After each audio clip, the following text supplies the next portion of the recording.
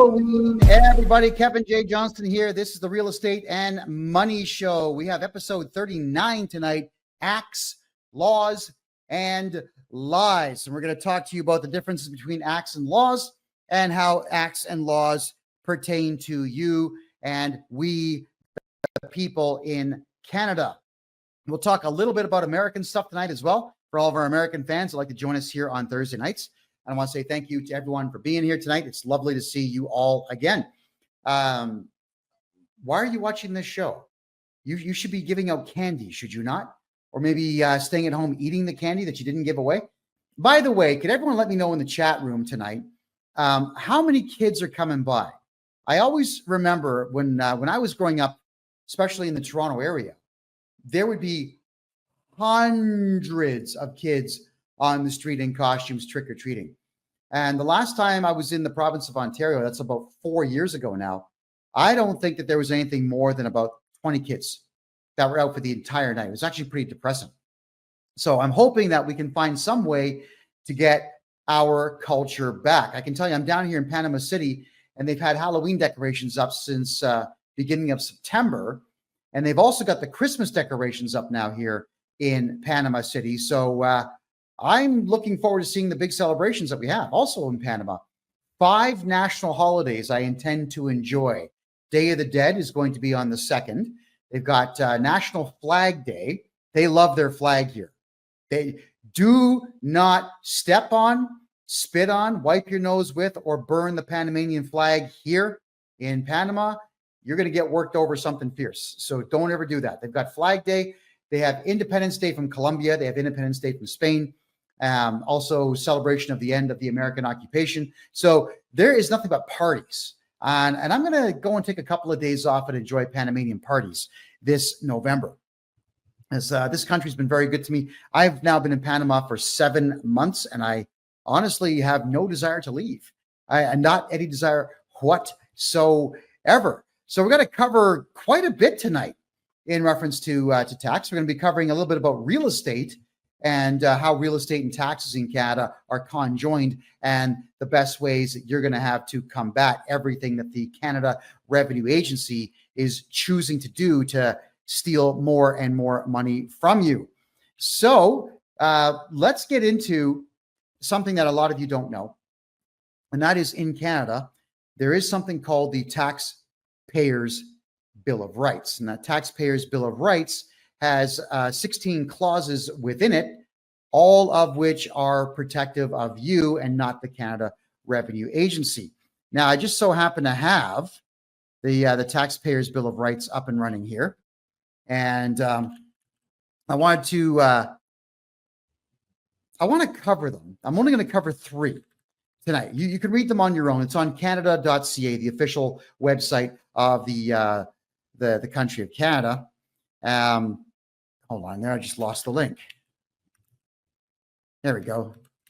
There's only 3 clauses, and the most interesting of them all, there's an interesting one, there's a powerful one, and there's an absolutely awesome one. So let's go with the first one here, which is clause number 1. In Canada, your tax rights or taxpayers' rights are, you have the right to receive entitlements and pay no more and no less tax than is required by law. Now, in Canada, albeit there's kind of a rule, a guideline, a strictly, sternly enforced idea that you have to submit a tax return, but there's not a single law that says you actually have to give the Canada Revenue Agency any money.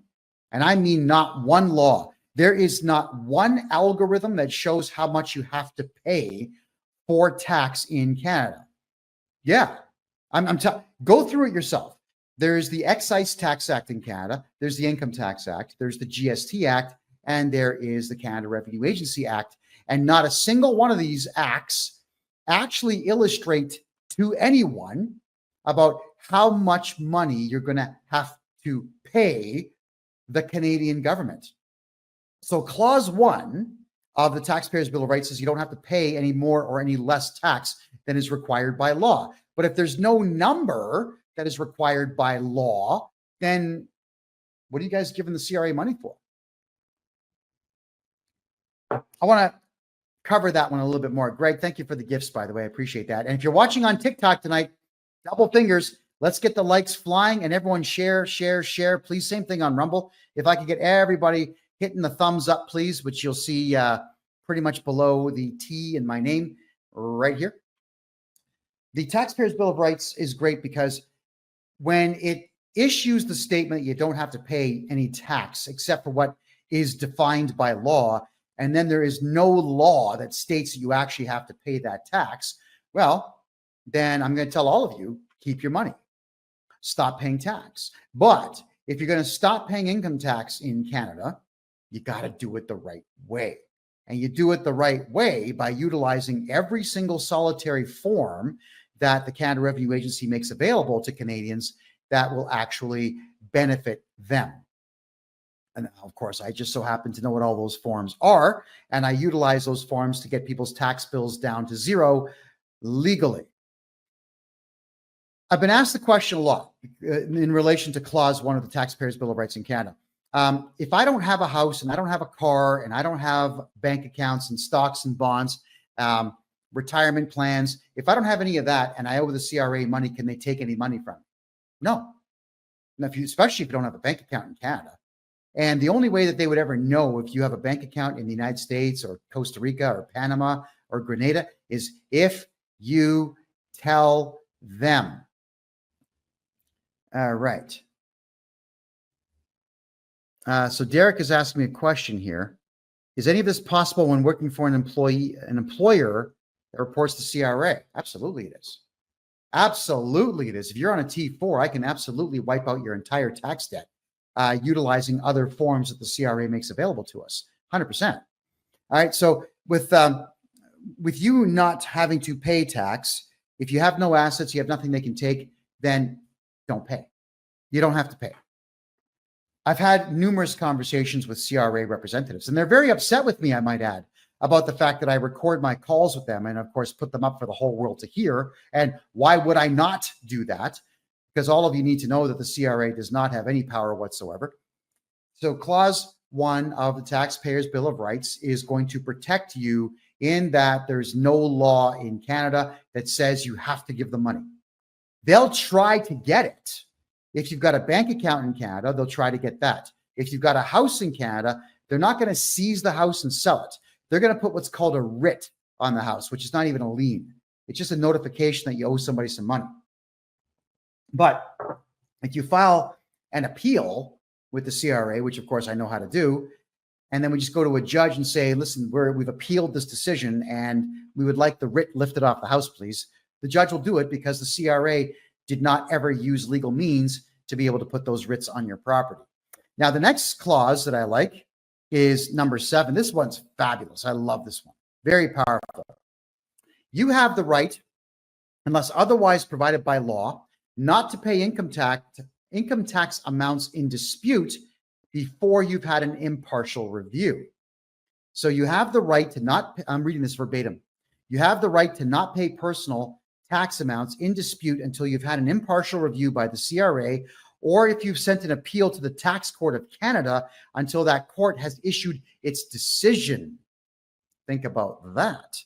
So if the CRA says, we assess you, we think that you owe us 100 grand, we can't prove it because we're losers, so we're going to say that you do and threaten you in the hopes that that you pay, which many people unfortunately do. So you appeal it and take it to court, which will buy you between a year and even 3 years to get to tax court to argue in tax court about the validity of the claim that the CRA is making that you owe money. And the worst thing that happens if you lose is that the CRA issues another assessment, which we then appeal. So the appeals go forever. Now, in that time, we can move your house out of your name into a numbered corporation, into a family trust. We can take all your money and move it into a corporate account somewhere else in the country, somewhere else in the world. We can, if the CRA knows about other properties that you might have, We can get those moved into other numbered corporations. We can move everything away so the CRA cannot get to it. And that's the advantage to objecting to anything at all that the CRA says. If the Canada Revenue Agency says you owe money, we object and we get you an appeal date. And that is what Clause 7 says. The tax bill is null and void until that impartial hearing can be had. All right, Deborah says, if your client has to go to court, do you go to court for them? Well, not for them, with them. Yes, you can put me down as your representative. Depending the judge, some judges really hate my guts because I see through the farce that is the court system. And some judges are impartial and they'll just let the whole thing go through. So if we lose, we just appeal that judge's decision and then we appeal whatever comes after that decision. Tax court in Canada is not a court, it's a tribunal, and the judge cannot issue monetary penalties against you. That's even on the website for it. Here's the other one too. I like this one very much. Taxpayers' Bill of Rights, Clause 15. This one is radical to the max, dude. Love this one. You have the right to be represented by a person of your choice. You can choose a person to represent you and get advice about your tax and benefit affairs. Once you authorize us to deal with this person, we can discuss your situation with your representative. Right, that's me. Even if the CRA says that I'm not allowed to represent people, and they've already pulled this crap with me. They sent me a letter saying I can't represent people, but they don't have the authority to tell me that, so too bad for them. Clause 15 of the Taxpayers' Bill of Rights in Canada states you can have me represent you in tax court or against the CRA or against any other body to do with taxes. There's also a ton of case law that says that I would be able to represent you in regular court, but regular court, it's too time consuming. I just don't have the time to do criminal cases or over the top large civil cases. They take forever. I wish I had the time of the day, but I truly don't. So I'm not going to be able to take on any cases like that. But if it's tax court, we absolutely can take it on. And I'm looking forward to taking it on. All right. So Taxpayers' Bill of Rights, I suggest strongly you read that. It is on the Canadian official government website. Please read it and enjoy it. Don't forget to share this video on TikTok and share everything out, if you could, please, on X and on Rumble. There's other social media platforms that we're on tonight, but they don't seem to be all that great, like Facebook, for example. Facebook is just junk these days. Here's a really good one. Is there any way to avoid paying true dope capital gains taxes on an American property? Well, the easy answer, my friend, is yes. You hire me. I'm going to answer that question with a question, which I don't like doing, but I'm going to. Why the hell, as a Canadian citizen, would you tell the Canadian government that you have a house in the United States? I'll wait.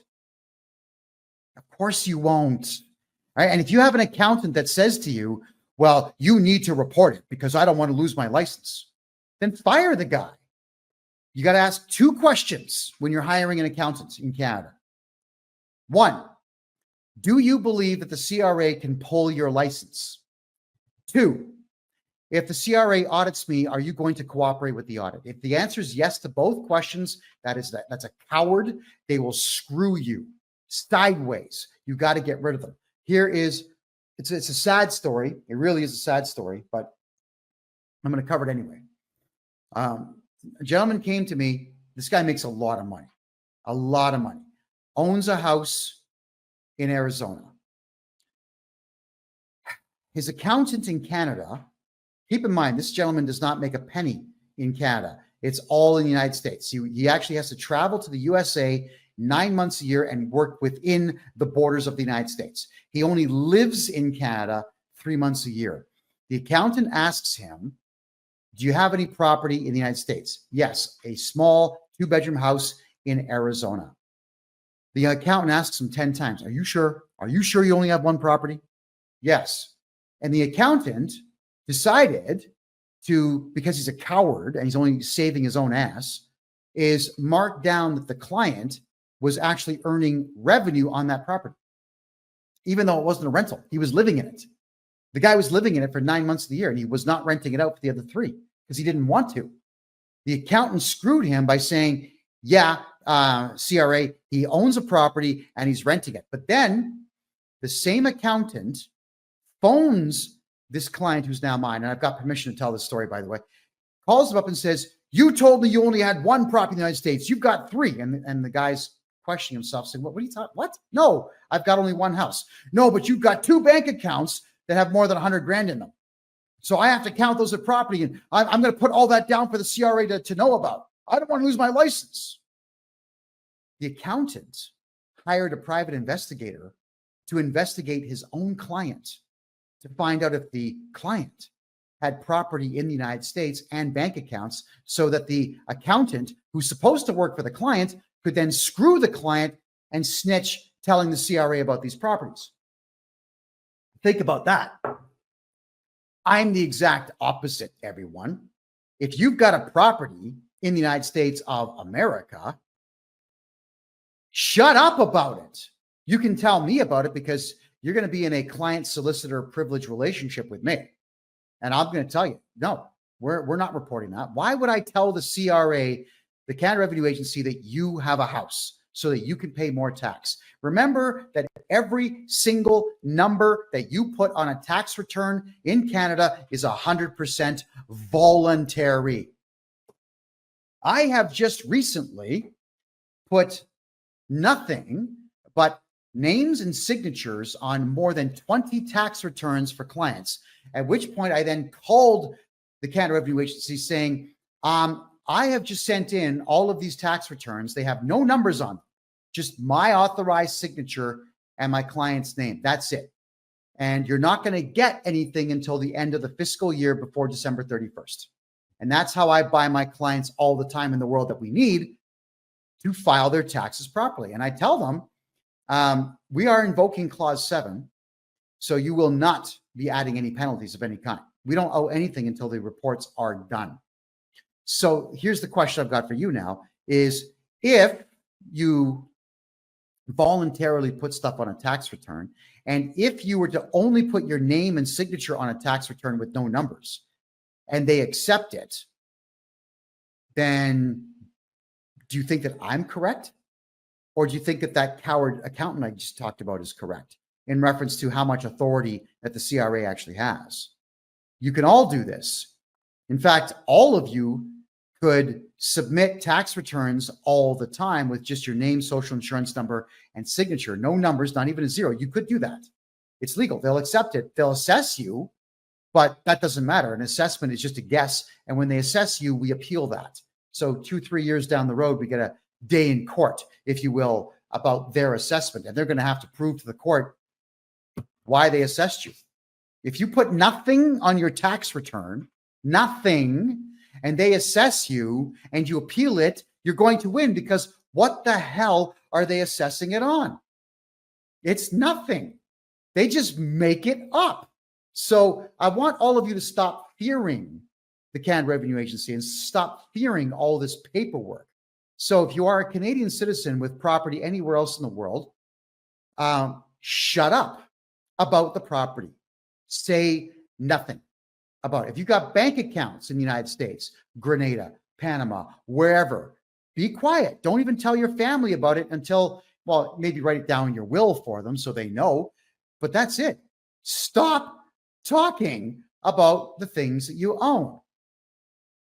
Capital gains also, I'll just reflect a bit more there, DRT boy, is that capital gains, there's no way for the Canada Revenue Agency to know that you've sold a property with a capital gain unless you tell them.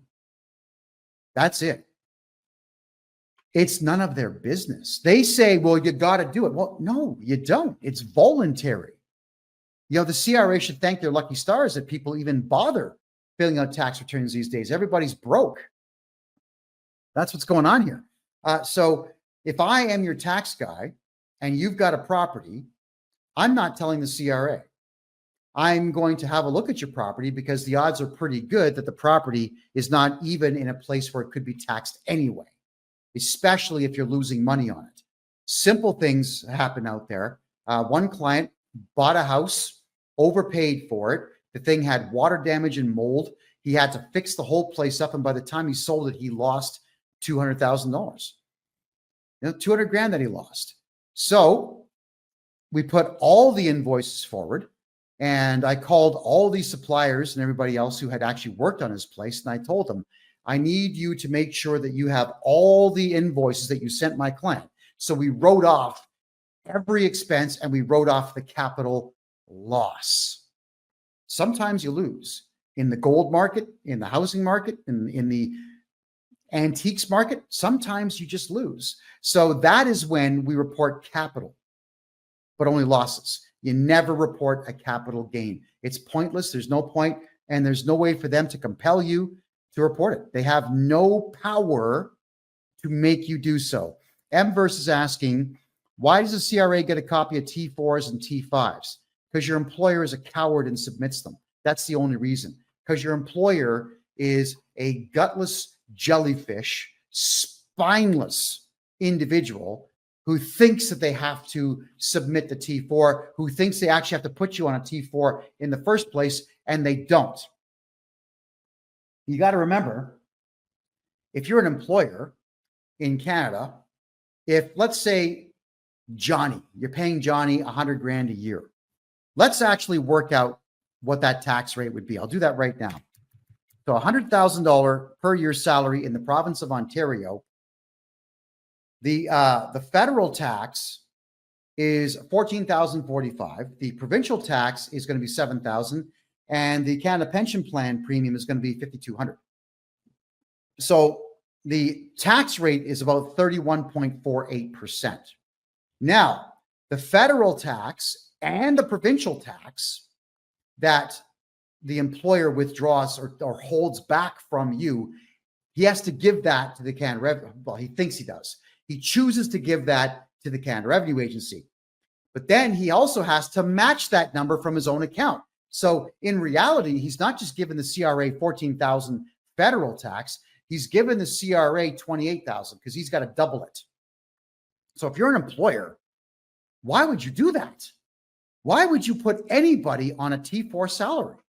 Put everybody on contract, everyone, make them register a numbered corporation, get a GST or an HST and a PST number so that they invoice you every week for what you owe them.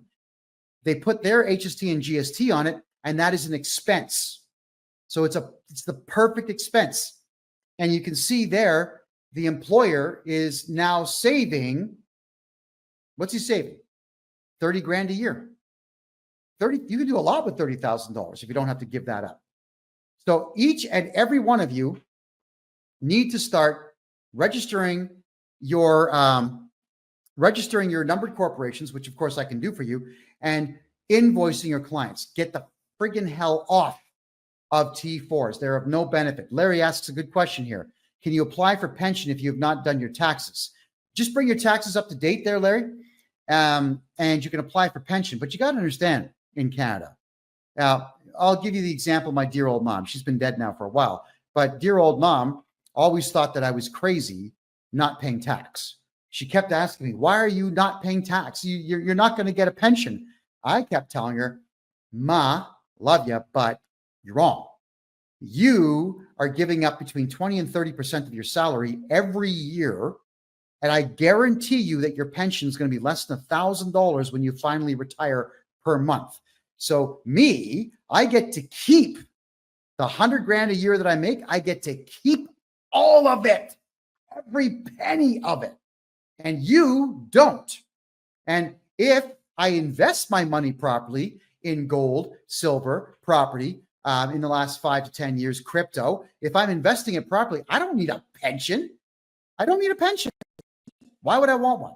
And of course, dear old mom, when she finally did go on Canada Pension Plan, ended up getting less than $950 a month. So, I mean, I had to. I said, hey, Ma,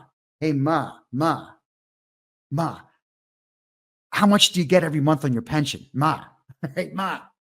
And, you know, she got a bit upset with me and gave me, like, not a real slap in the face, but enough to know that I've been told. And dear old mom can slap me all she wants because, you know, it's my mom.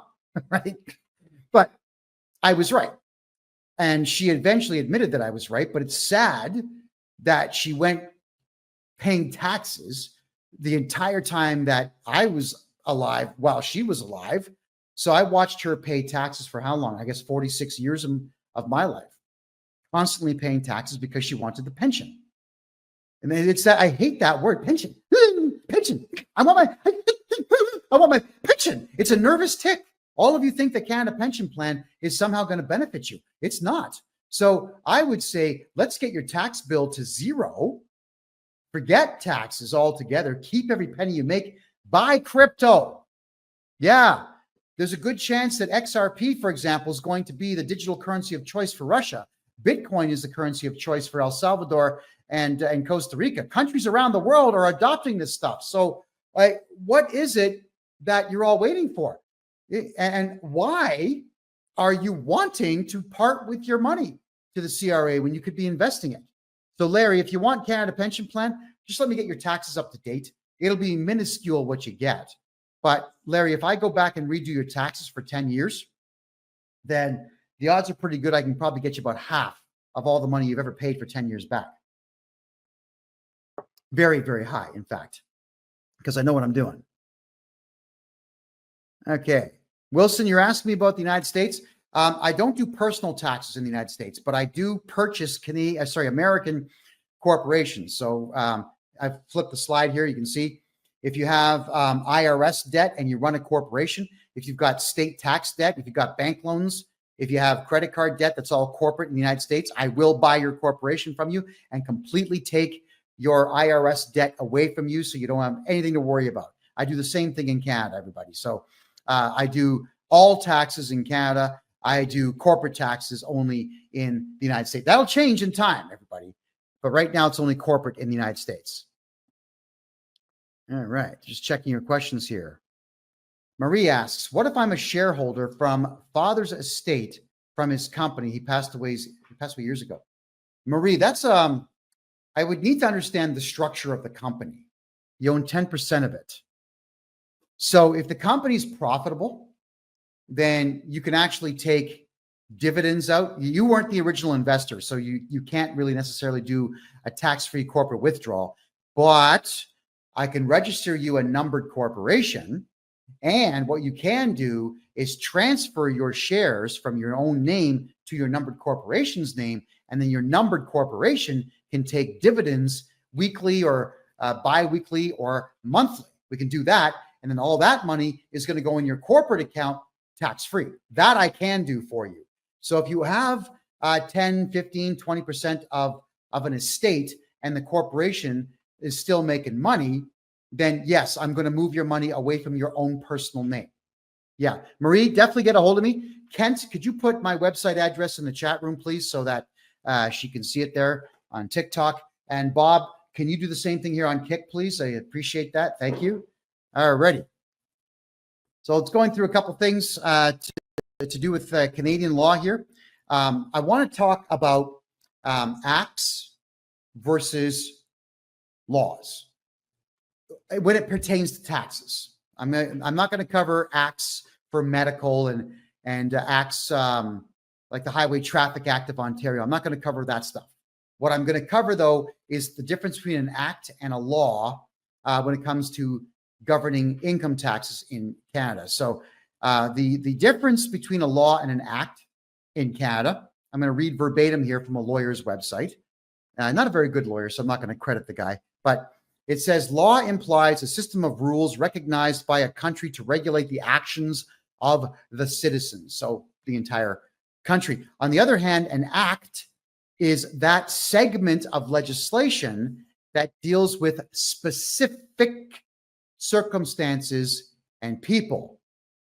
So many use the two legal terms interchangeably, but there is a notable difference between act and law, as the former is a subset of the latter. So what they're saying to you here is laws are for the entire country. It's for everybody. You know, don't kill people. Don't steal people's stuff. Don't commit acts of heinous violence You know what I'm getting at. Don't shoot people. These are laws. And the laws that we're talking about here, laws, they pertain to everyone, regardless of wealth, social standing, caste, religion, at least in theory, they're supposed to. Not in Canada, but that's the way it's supposed to work in theory. Whereas an act are a set of rules that are very specific to a very specific thing, such as the Income Tax Act is very specific to just income tax, but also even more specific to just what the Canada Revenue Agency is allowed to do. So the Income Tax Act really doesn't pertain to we the people. I've read the whole thing. I can tell you it's just a rule book for the Canada Revenue Agency as to what they can and cannot do. The Excise Tax Act just kind of expands upon it, whereas the Excise Tax Act is not just income tax, but it's all the other taxes that they collect, like corporate income tax, goods and services tax, and so on. But again, these acts they're not laws for the people. They do pertain to the CRA. So whenever the Canada Revenue Agency is quoting an act, they'll quote a very specific clause in an act that says, well, we're going to take your money because clause 125 subsection 3 says we can. But then you hire me and I send back a letter saying, oh yeah, but here's the 15 clauses that counter that. By the way, here's also clause 1, 7, and 15 of the Taxpayers' Bill of Rights that will counter that. Oh, and by the way, here's the criminal law on extortion, theft, intimidation, uttering threats, criminal harassment. There's all kinds of laws you're breaking. So these are the laws that I will quote to the CRA representatives who are stating that the act somehow warrants their god-awful behavior. So I wanted to just point out to all of you that the acts that the Canada Revenue Agency are referring, and I don't know what the acts are in the United States in reference to personal income tax. I have not studied it yet. All right, but the act, when the CRA is quoting it to any of you, it does not pertain to you. It's very similar to bylaws, municipal bylaws in Canada. They don't pertain to you. They only pertain to the people who work for the city. I have my company is Canmore Acquisitions Incorporated. My company has bylaws, right? They don't pertain to you. They pertain to anybody who works for my corporation. That's all that a bylaw is. It's just rules for an entity that you choose to be a part of. So you could choose to work for the city of Montreal or the city of Toronto or the city of New York. Well, New York, different story, but you can choose to work for these places, and then those bylaws of the city will pertain to you, but municipal bylaws are not laws. So we, the people, don't have to abide by any of them at all. Now, if a building, if you are in a government-owned building, like a municipally owned building, I've had this happen a lot to me back in the days. If you remember that COVID nonsense, I would go to public buildings and ask to talk to somebody to prove that there was anything, and they wouldn't do it. So I would get these 30-day bans from my hometown city hall, or from the Central Library, or from Toronto City Hall. They would say you're banned for 30 days, and I would show up exactly 24 hours later, and they'd say, "Wait, we banned you." I said, "Well, you did, but a ban from a municipal property can only last for 24 hours. That's it, because it's publicly funded. All right. Your tax dollars are not voluntary. They're taken through threat of, we're going to steal your house if you don't pay these taxes. So because it's publicly funded, the public has a lot of rights.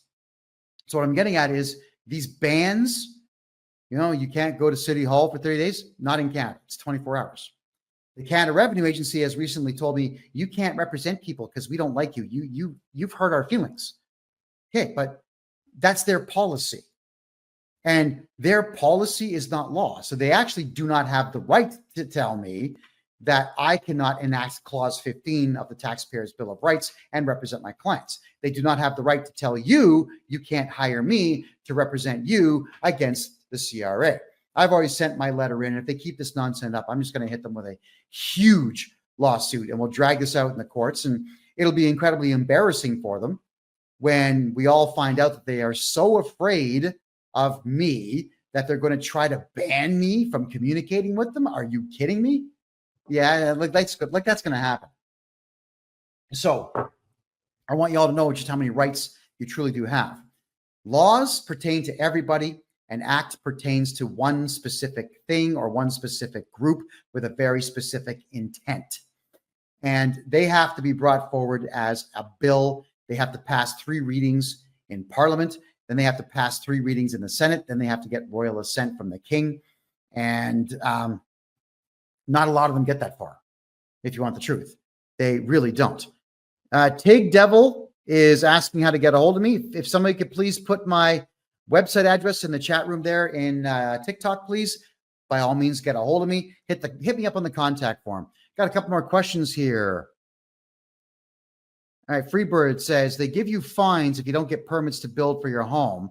You have to follow their bylaws. Okay, again, when you are applying for a permit to get something done in a municipality in Canada, the best thing in the world to do, like the fastest way to get a permit like that done, because yeah, they will use the courts and they have unfortunately limited resources to fight you on that.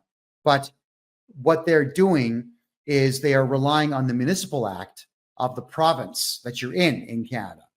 So if you want, let's say, a swimming pool, and you only want your pool to be 20 feet long by 10 feet wide, you put forward an application for 60 feet by 50 feet, and they'll come back and they'll say, no, you can't have that, but you get their attention because it's so big, and then they will very rapidly get you the smaller one. You see, they're weirdos that work for government. If you say you want a huge pool, they'll give you a permit for a small one within a couple of days, because they're going to think, I showed him, that guy, who does he think he is? He wants a 60-foot pool. I limited him to 25 feet. But you only wanted to build a 20-footer. It really doesn't take all that much to get that kind of a thing done. So permits are something that you would apply for well in advance, 6 months at least in Canada. That's why I hate Canada so much. If you want a permit here in Panama City to build anything, you just grease the correct palm and you get a permit within a day. It takes a day to get a permit here to build a 1,000-foot tall skyscraper. A day. So some systems are just better than others. So Freebird, if you want to do something that requires a permit, always apply early and apply for something crazy big and let them knock it down for you a bit. And then when you eventually you'll end up getting what you want. I mean, I remember applying for a 12-foot high fence in my hometown of Mississauga, and they thought they just beat me down something fierce because they only approved 8 foot. But that's all I wanted was an 8-foot high fence, because the 4x4s I had ordered were 12 feet long. 4 feet was going to be underground and only 8 feet above the ground. And the plywood I was using for the fencing was 4 foot by 8 foot. So, I mean, they really showed me, didn't they? All right. Think about that. All right, Deborah. Thank you very much, Deborah, for putting my website address up. I appreciate that. DC says, I'm told the CRA has power to take my wages. They don't at all. Let me explain this one. And this is about Canadian cowardice. You can always count on Canadian businesses to do a couple of things. Number one, screw up customer service completely. Count on it. Number two, to be a complete gutless coward and cave into the demands of anyone who says they work for the government. The CRA, if they can't get you to do your taxes or pay your taxes, they will go to your employer and send your employer a requirement to pay letter. And your employer's on the letter, it'll say that if you don't pay us before paying your staff member, we may audit you. Well, so friggin' what if they do? So your employer is a coward and says, I don't want the trouble. Oh my God. So I'm going to steal money from my staff and give it to the CRA because they sent me an unlawful letter. That requirement to pay is not lawful. It's not a court order. It's not a legal command. So your employer could send a letter back saying, go straight to hell and go get a court order from a judge sitting in court wearing a gown. Your employer could say that. So if your employer is to do this to you, sue the employer and charge your employer criminally with theft. I'm serious. Just go right ahead and do it. Also contact me and I'll redo your taxes properly so that the garnishment order will go away. But your employer is a coward. So it's the employer that chooses to give that money to the CRA. If the CRA was to audit your employer just has to contact me and I'll get rid of the auditor. You don't have to cooperate with audits in Canada. They're a joke. Auditors have no power. They're just losers, all of them. So I get rid of auditors. That's what I do. If you're going to run a business in Canada, you should know this stuff. Yeah, and the biggest asset that you have as an employer are your staff. What are you thinking? Stealing money from your staff. What are you thinking? Especially if he's a highly skilled individual with a skill that's not easy to replace. You're going to give money away because you get a letter in the mail, not something served by a court officer or a police officer, not something with a judge's stamp on it, just a letter. But that's what the employers do. They're gutless. So sue your employer, charge your employer. Theft. There you go. Jackie's asking me if I know anything about Ireland. Well, I've got family in Ireland, but I've never been. I'd like to go. I might go next year, but I can tell you that Ireland's collapsing. That we know. I know that Irishmen need to stand up and become men again and clean up the mess that their government's made for them. But that's another topic for another day. All right. But I mean, for Irish taxes, no, I haven't studied Irish tax law at all. All right. Freebird says 20 years ago, we used to have fast track, but life is very different today. Well, life is different today because the average person kowtows and just caves in at the slightest indication of pressure. Now, I don't know what it is, man. When I was a kid, I just could not accept the fact that authority is a real thing.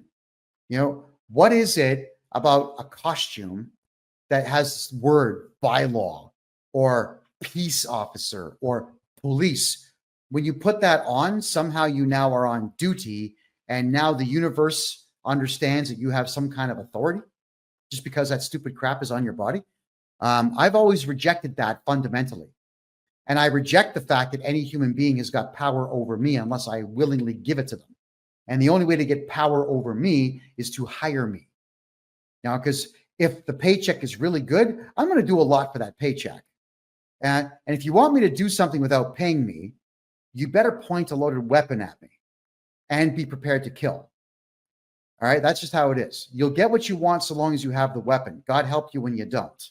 So I'd like all of you to start thinking the exact same way.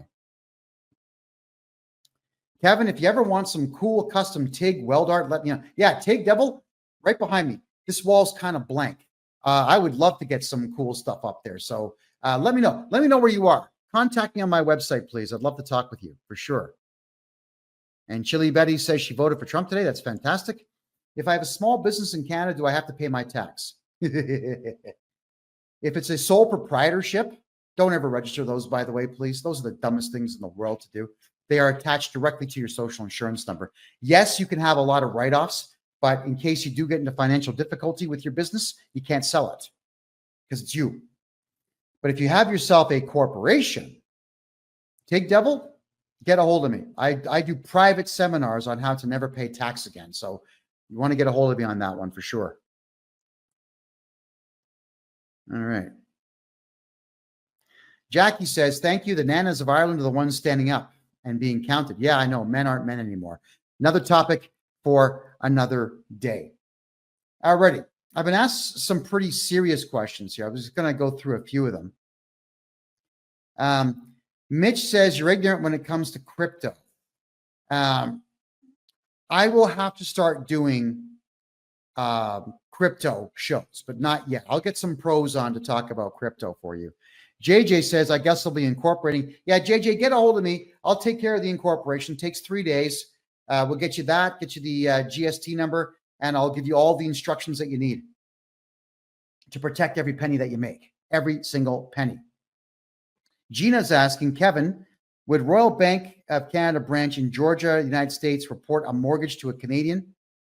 A mortgage a Canadian has to the CRA. It's a possibility, Gina, but what you've got to do is you got to go into the bank and talk to the branch manager and ask them if the RBC branch is franchised or corporately owned out of Canada or corporately owned out of the United States. Find that out, get a hold of me, and then we'll get you the answer that you're looking for. All right. What do you know, Kevin, about the vacant home tax? Well, let's read the article here. The vacant home tax declaration period for the 2024 tax year will open November 1st, tomorrow. The deadline to dispute your bill for the 2022 and 2023 taxation year is December 31st of this year. The vacant home tax program requires, all right? That word means we want you to volunteer. That's all that it means. The vacant home tax program requires homeowners in Toronto to let the city know if their property is occupied or vacant every year by making a declaration. The goal of the program is to increase the supply of housing by, threatening homeowners to make their vacant residential property available for rent or sale. So if you tell them, I own 2 houses, and I don't live in one, and nobody lives in one, I'm using it to store my collector antique guitars, they're going to say, nope, you got to rent it out. So why would you tell them that? It's just the city of Toronto. You don't tell city staff what you have. Are you kidding me?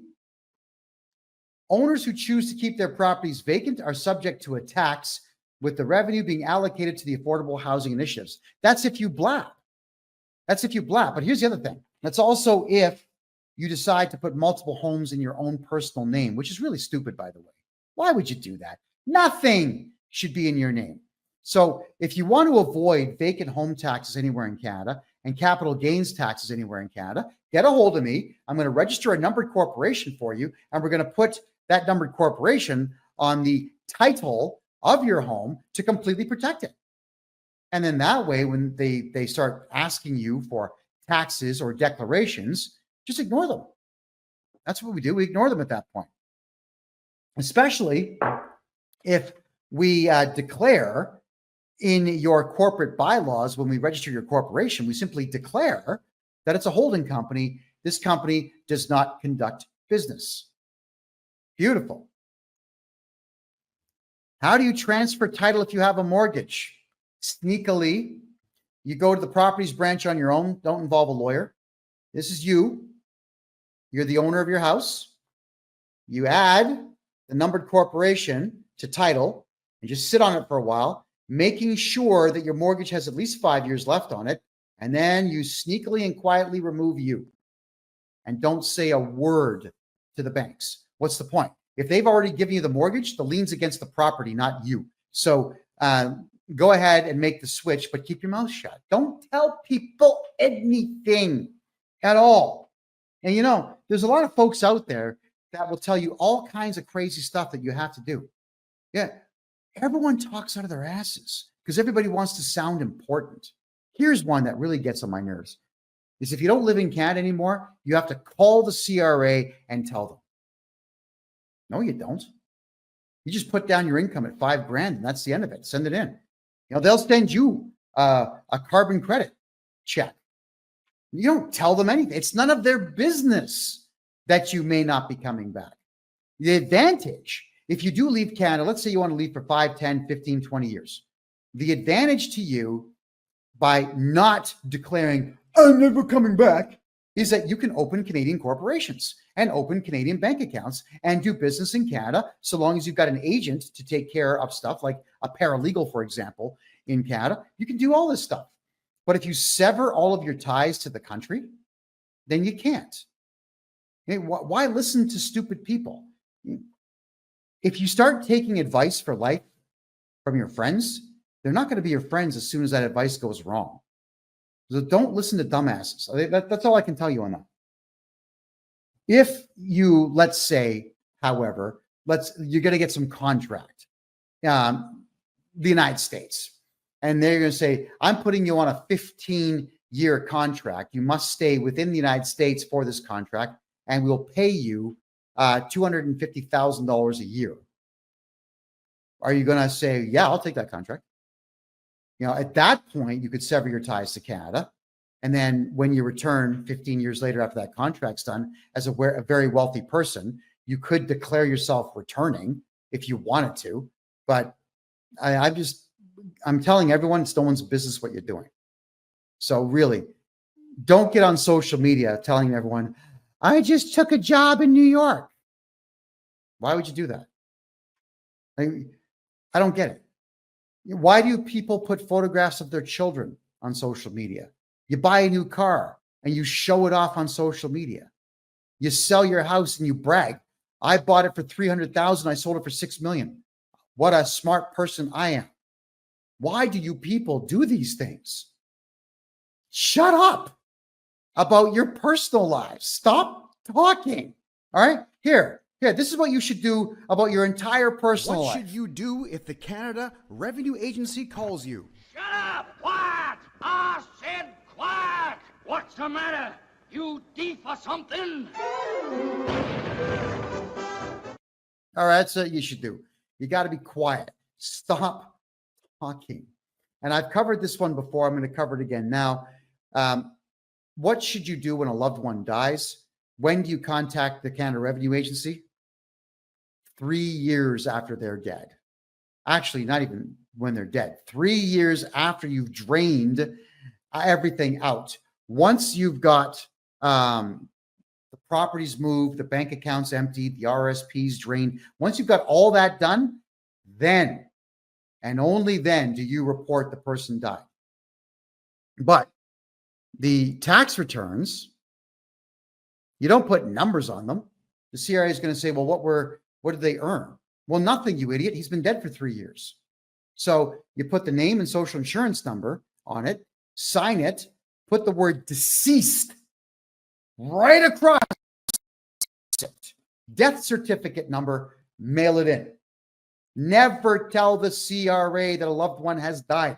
They will send letter after letter after letter out the door. They're going to catch you when you're in a state of vulnerability, and you're going to be afraid of what they send. So again, shut up about your personal lives. Don't go on social media saying, Mommy died, Daddy died, my doggy died. Don't look for sympathy online from people that you don't know. It's going to cost you money. We don't live in private times anymore, and everybody out there wants one-upmanship on everybody else. So please stop talking. All right?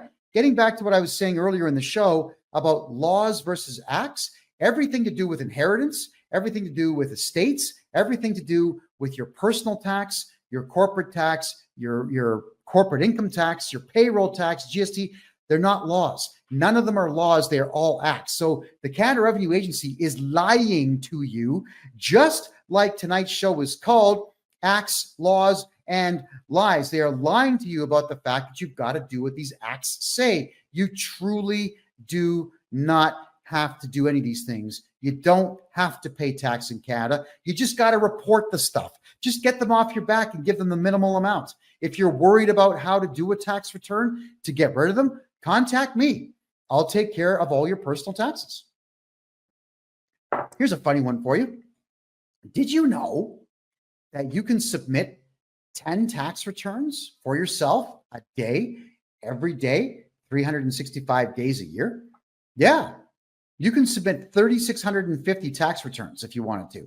And the CRA would have to look at them all. You could send one in for $1 and then say, oh, what was I thinking? $1 trillion. Oh, what was I thinking? 100,000. Oh, 250. You could do this every single solitary day in Canada, and the CRA would have to scrutinize every single one. Could you imagine if 1 million Canadians started putting in 10 tax returns a day with different amounts? All right. Because when you sign the bottom, you would actually put a note on it. You could use masking tape or just white out or whatever else, and then write on it saying, may not be accurate, sign it, throw it in. And if they had to look at 3.5 to 4 million tax returns a month that were just bogus, they wouldn't have time to scrutinize anything or anyone. Now, somebody asked me what I was talking about 2 weeks ago when I said that there's a civil war taking place inside the Canada Revenue Agency right now.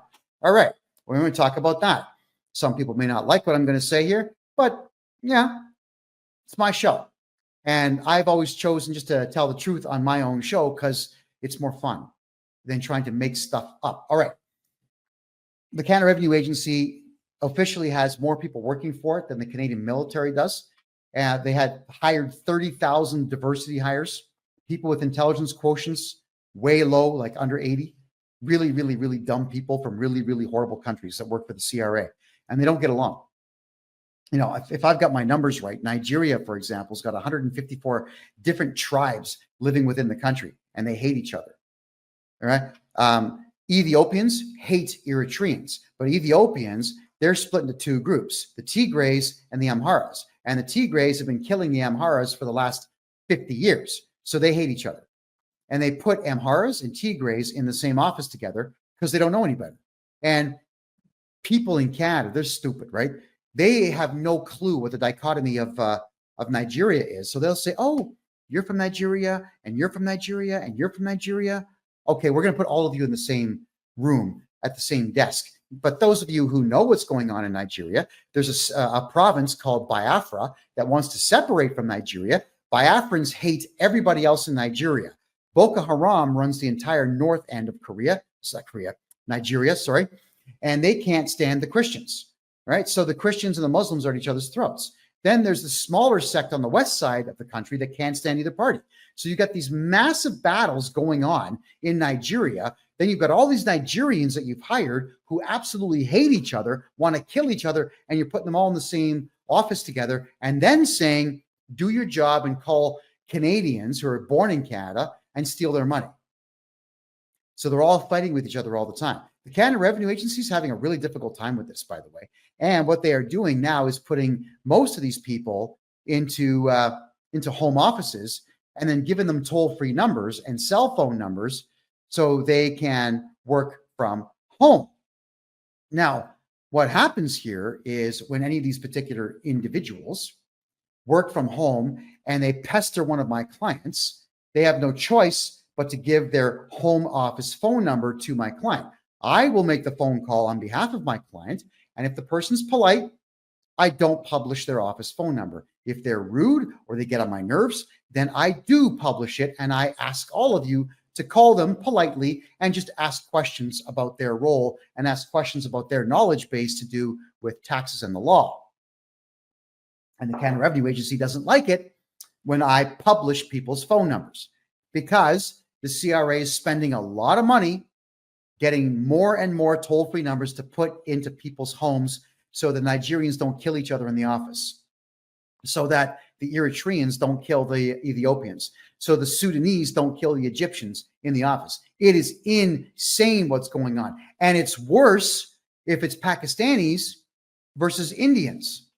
Yeah, Indians. They're at each other's throats. If it's an Iraqi and a Saudi Arabian in the same office, they're at each other's throats. There's a lot of people in Canada that don't seem to understand how much strife there is all over the world. And this internal civil war that's going on right now in the Canada Revenue Agency is very good for all of us, because now we can do our taxes our way and get all of our money back from these maniacs before the entire CRA is broke. And by the way, the CRA is broke.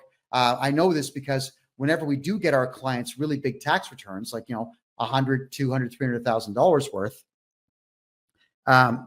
when I get these large returns, it takes the CRA 3 or 4 months to pay them, because what they've got to do is collect more money, bring it in to pay all the refunds out. So it's a Ponzi scheme. It's a pyramid. That's what it is. They don't have the money in the bank anymore. Like they're surviving seemingly month to month now. They got to rob Peter to pay Paul, and they got to rob both Paul and Peter to pay Steve. And then they lie to Steve and try to get all that money back. It's crazy. All right. Oh, Marie asks a very good question here. Now you've heard it all. Why does the Canada Revenue Agency hire these people to work for them? Very simple reason. Their policy, not law, but their policy at the Canada Revenue Agency is to send you a letter, make 3 phone calls, send you a letter. If they're unable to reach you or get you to cooperate with them, that's when they send garnishment notices out to your boss or to your bank. Now, what happens when you're born in Canada and you speak perfect English and someone calls you on the phone and you don't understand a word they're saying, but they're acting rude and belligerent? What do? You hang up the phone because you're aggravated.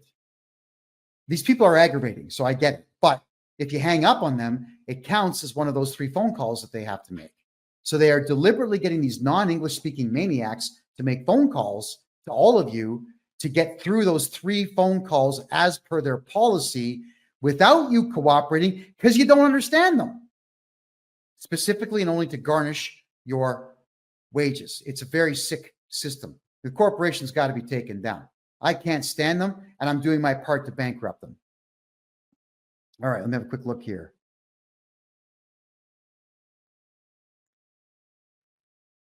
All right, just looking at your questions here in the Rumble room.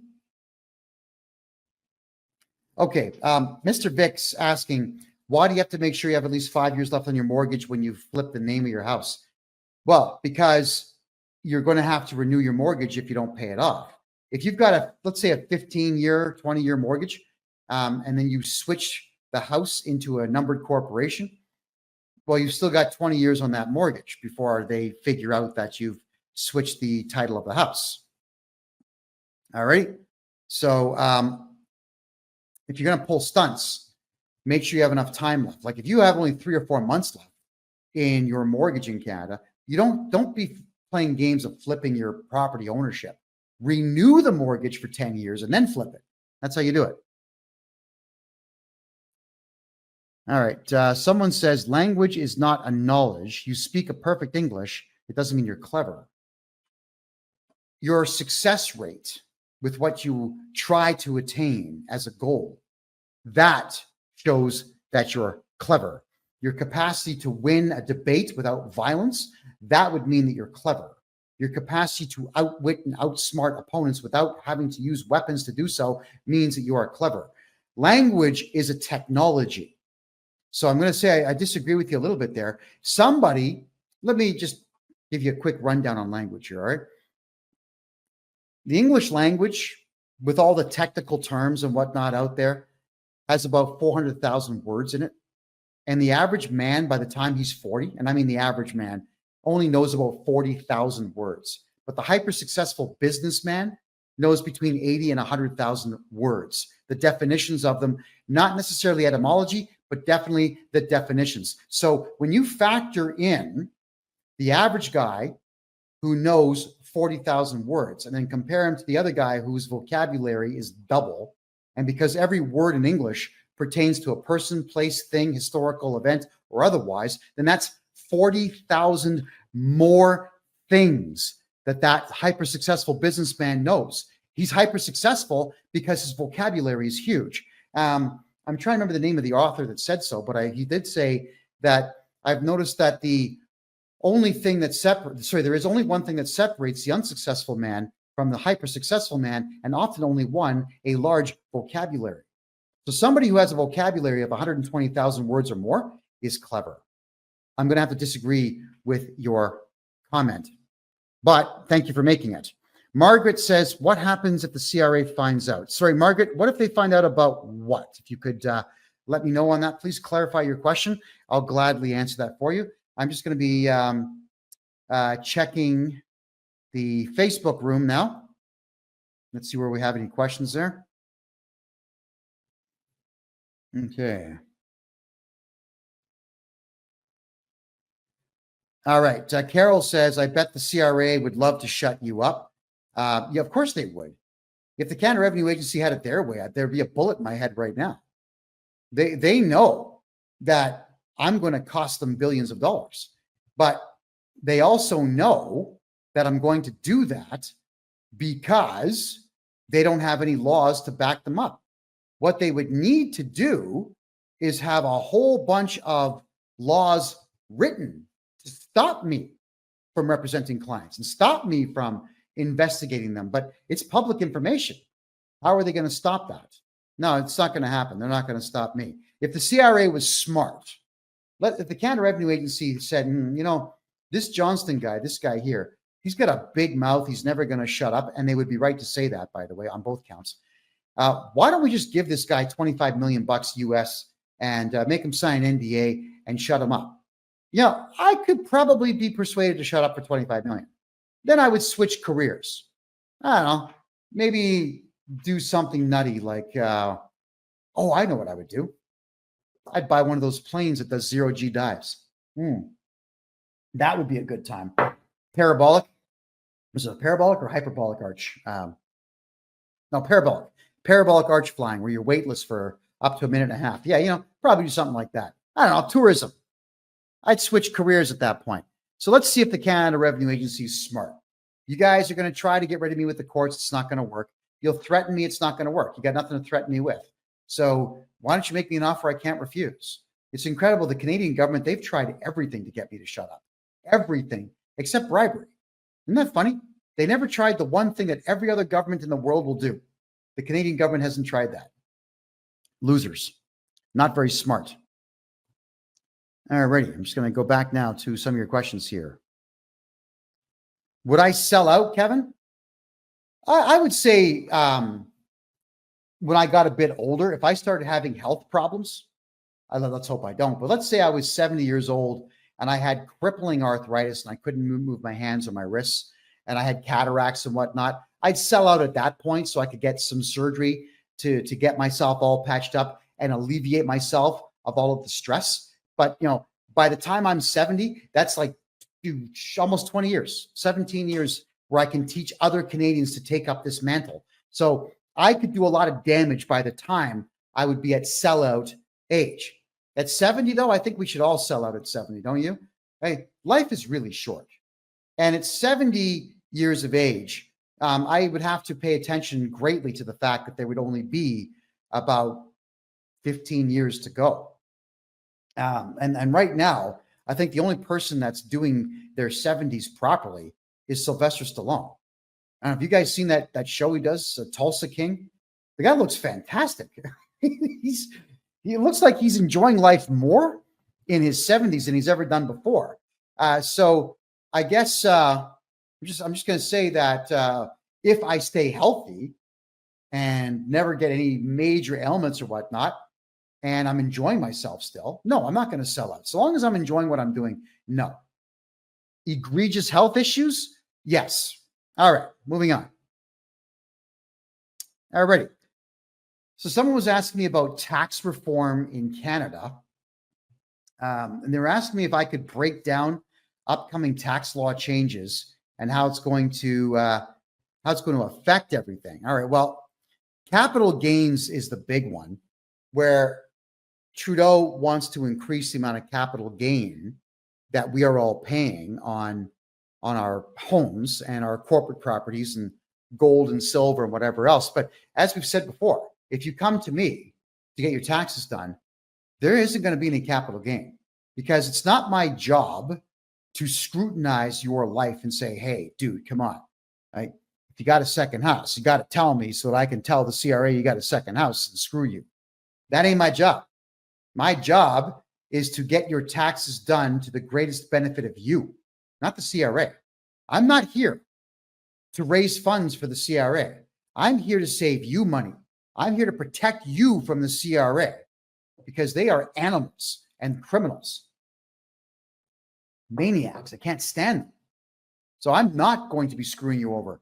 I'm not going to hire private investigators to investigate my clients to see what you have. I don't have a license for them to pull, by the way. And that's the other part that drives everybody in the government crazy, is I don't have a license for you to pull from me. So too bad. And clause 15 of the Taxpayers' Bill of Rights says that anyone can represent you. Here I am. All right, there we go. Rocket says, so I have a normal paid by the hour job. Could you stop them from taking taxes off my check? Yes, Rocket. There's ways. It's not just going to be where I sign a magical piece of paper and it disappears. It's an effort. There are steps that I have to take, but get a hold of me and we certainly can talk about that. The Chosen One says, I wish you were in the UK. I don't know, man. I'm seeing what's going on in the United Kingdom. I don't think anyone should be there if you want the truth. Every billionaire who lived in the United Kingdom has now left because the UK is that screwed. It's horrible there. I actually feel terrible for Brits in every way. If you're English, if you're Welsh, Scottish, you're Irish, it's a horrible scene right there. And the only thing that's going to ever get me to go to the United Kingdom, maybe, is business, but it would have to be one hell of a deal. I think the UK is something I should avoid for now, because there are a set group of people there that are not very much fans of mine. That's all I'm going to say. All right. So tax reforms. So carbon tax rebates, they're a joke, $700 a year. Whenever we do taxes for our clients, if they have a very low income, there's a lot of people out there who are making less than $20,000 a year now, which is really sad. So when they're making low amounts of money like that, this carbon tax that Trudeau is patting himself on the back for is only about $700, maybe $740, maybe for the entire year. And the GST credit that you would get back, so you can spend a little bit of money back into the economy, might be $350. It's not much. So it's not even worth looking at. As for the best record keeping practice, good question. The best thing that you can do for your records is ship them to me in Panama. That way they are outside of the jurisdiction of the CRA and the Canadian government.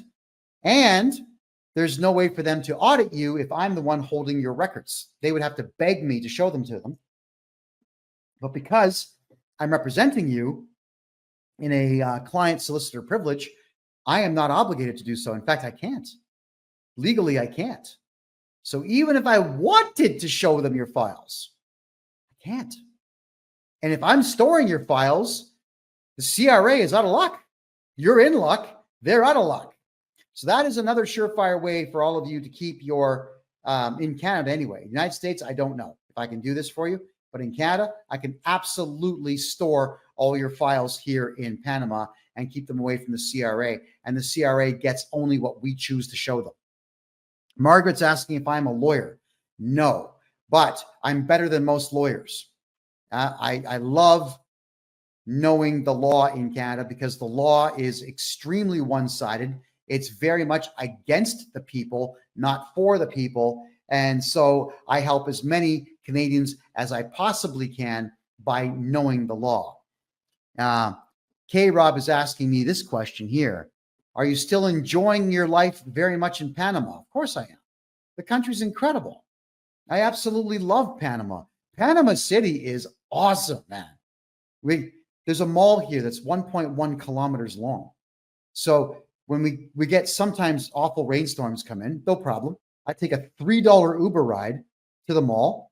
I put on my my foot counter, and I'll do my 20,000 steps inside the mall, and then I will go to the gym inside the mall, and then I will go to a steakhouse and have a $7 steak that's about 12 ounces, along with yuca fries, which taste better than potato. Yeah. Oh, and sometimes what they'll do is they'll fry plantain. Oh man, when you have hot sauce on plantain, oh, it's so good. I know. So I know I'm having the time of my life here, and thank you very much, K-Rob, for asking me about that. Margaret, I mentioned client-solicitor relationship. Yeah, well, I would be your solicitor from the standpoint only that I'm representing you. All right, so I'm not a lawyer, but I can still have that privilege with you. Because if you choose me to represent you, and I do, I can never be called to testify against you. And I simply cannot give up any of your information to any branch of government. I cannot take the stand against you. So it's better to hire me than a lawyer. And I don't charge lawyers rates either. How much should I earn per month to live in Panama? Oh, here? If you want to live in a nice place, in a good neighborhood, and eat well, 30,000 US a year, and you can have yourself a great place to live and great food and have a great time. You could go out 3 or 4 nights a week and enjoy yourself. Movies here are $6. A lot of restaurants are between $3 and $10 for good food. You can go to really expensive restaurants if you want. They do exist, but I don't see the point. I would go to the restaurants that are humble and delicious and inexpensive. Is it easier to open a bank account in Panama and have an ATM card than in Canada? Well, a Canadian bank account is really easy to open up because there's so many of them. In Panama, if you're a Panamanian citizen, you'll have a bank account open in about an hour. If you're not a citizen or a resident, you'll have a bank account open in about 5 days. They just want to do their due diligence report and make sure that you're not a hardcore criminal, somebody who's a murderer or otherwise, because they won't do business with you. But if you're someone who's just got a couple of drinking tickets or whatever else, they don't care about that stuff. You'll get a bank account in no time. There we go. D. Catherine is asking me, do you have to do capital gains on a parent's home when they pass away? If you report your parent's death, they'll ask, but you don't have to do anything about it. What you should do, Catherine, or D. Catherine, I think your name is you got to get a hold of someone like myself. There's not too many guys out there like me who will tell you the truth about protecting the estate. It would be better if, while your parents are alive, we register a numbered corporation as a holding company and put your parents' property into the ownership of that numbered corporation, and then make you a 1% shareholder of the corporation, split the difference with them. So like they'll take 49, you get 2, 1 or 2, or your siblings split what's left there. And when your parents die off, their shares revert to you. So the house doesn't have to change hands because it's already in the numbered corporation. And that is how you deal with that, is contact me and we're going to hide the property. When your parents die, say nothing to anybody. In Canada, especially, be quiet about it. You're going to tell the CRA 3 years after. And you've got to be careful in Canada. If your parents die, do not go to a lawyer to get the house. Do it yourself, or do it through a paralegal and let them know that there's no probate. You don't want probate. Nobody's contesting anything. Because the lawyers, they'll take a $50,000 deposit. Immediately, they'll put the lien on the property to take that. Do not let your house go into probate, period. So your parents and you need to have that conversation. And if your parents are going to say, well, I don't know, I'm just not comfortable with that, scold them. Because I hear this stupid crap all the time, and it does irritate me. And it mostly comes from women. Ladies, this is not a sexist thing. This is, I get it. Women in Canada and the United States like comfortable lives. They like stability. There's no such thing, just for the record. And what they'll say is, well, I don't know. It's been in our name for 40 years. Why change it now? To protect it. That's why. Anything at all to protect what you have is what you do. It doesn't matter that the house has been in your name for 40 years. Change it to a numbered corporation tomorrow, and it's safe. It's still yours. Just change the ownership record to something that you control. And I get this all the time. There's a lot of wives out there, married couples contact me all the time to protect their assets, but it's the wife that stops it because it's fear. Well, I don't know. I just don't think. Like, it doesn't matter that you don't think it's a good idea. I want you to go and research it and find out with case law and fact why it's not a good idea, and then come to me with the hard evidence that it's not a good idea. And of course, no one ever does that. It's just fear. Like the gears begin to turn, like, oh, and the first thing that most of your minds will go to is, oh my God, I'm going to go to jail. I'm going to lose the house. Why do adults think like that? You're an adult. Once you're over the age of 25, you no longer have the luxury of thinking this way. You're in your own way. You're your own worst enemy. And I am a big believer in that adage of you are your own worst enemy when you are making decisions based on fear. It's really sick. So some people pay me a bundle of money to get their houses moved into corporations. And 10 times out of 10, it's the gentleman's wife who says, oh, I changed my mind. I don't want, just keep the money. I'm not going to do it. It's weird. And I'm telling you, because after I do all the document prep, I got to get paid. The CPA's got to get paid. The lawyers got to get paid. The couriers have got to get paid. Yeah.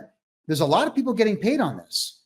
So I'm just wondering why you would hire me to protect your property and then stop me in the middle of it. It doesn't make sense. So you need to be ready to make the change. And now more so than ever before, because the economy of Canada, the United States is tanking. Let's see what happens on November 5th, but everything's starting to tank, everybody. So you've got to protect yourselves completely. Good question here from the chosen one. Can I run a business in Panama as a British citizen? Yep. Come on down, register a corporation, get yourself a corporate bank account, do business. Now, there are things you cannot do in Panama as a non-citizen. Retail stores are very much part of the culture here. So they want the locals to run the retail stores, which means as a foreigner, you cannot be a merchant, but you can run a restaurant. You can have a courier office. You can be a consultant for any field if you want. They're desperate for underwater welders here. You'll probably get $350 US an hour if you wanted to do that as a job. There's a lot of opportunity here, but register a corporation in Panama and hide your money in a Panamanian bank account. Life is good.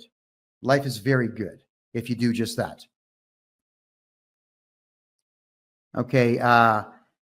K Mars is asking me, I missed earlier. Can you please repeat how to get in touch with you? Could everybody please put my official website address down here in the TikTok chat and over here in Kick, please? And well, here it is right there on Rumble. You can't miss it there.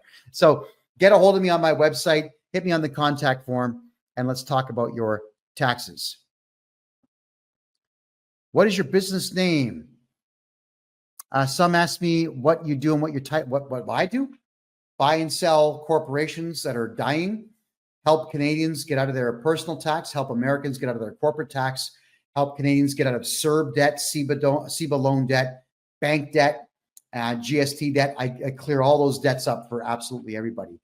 Canmore Acquisitions is the name of the company, and Canmore Acquisitions is registered in Canada, United States, and Panama. It's in all three countries. Oh, and the Panamanian one owns them all, just for the record. Yeah. Yeah, Marie, security and safety, those things are an illusion.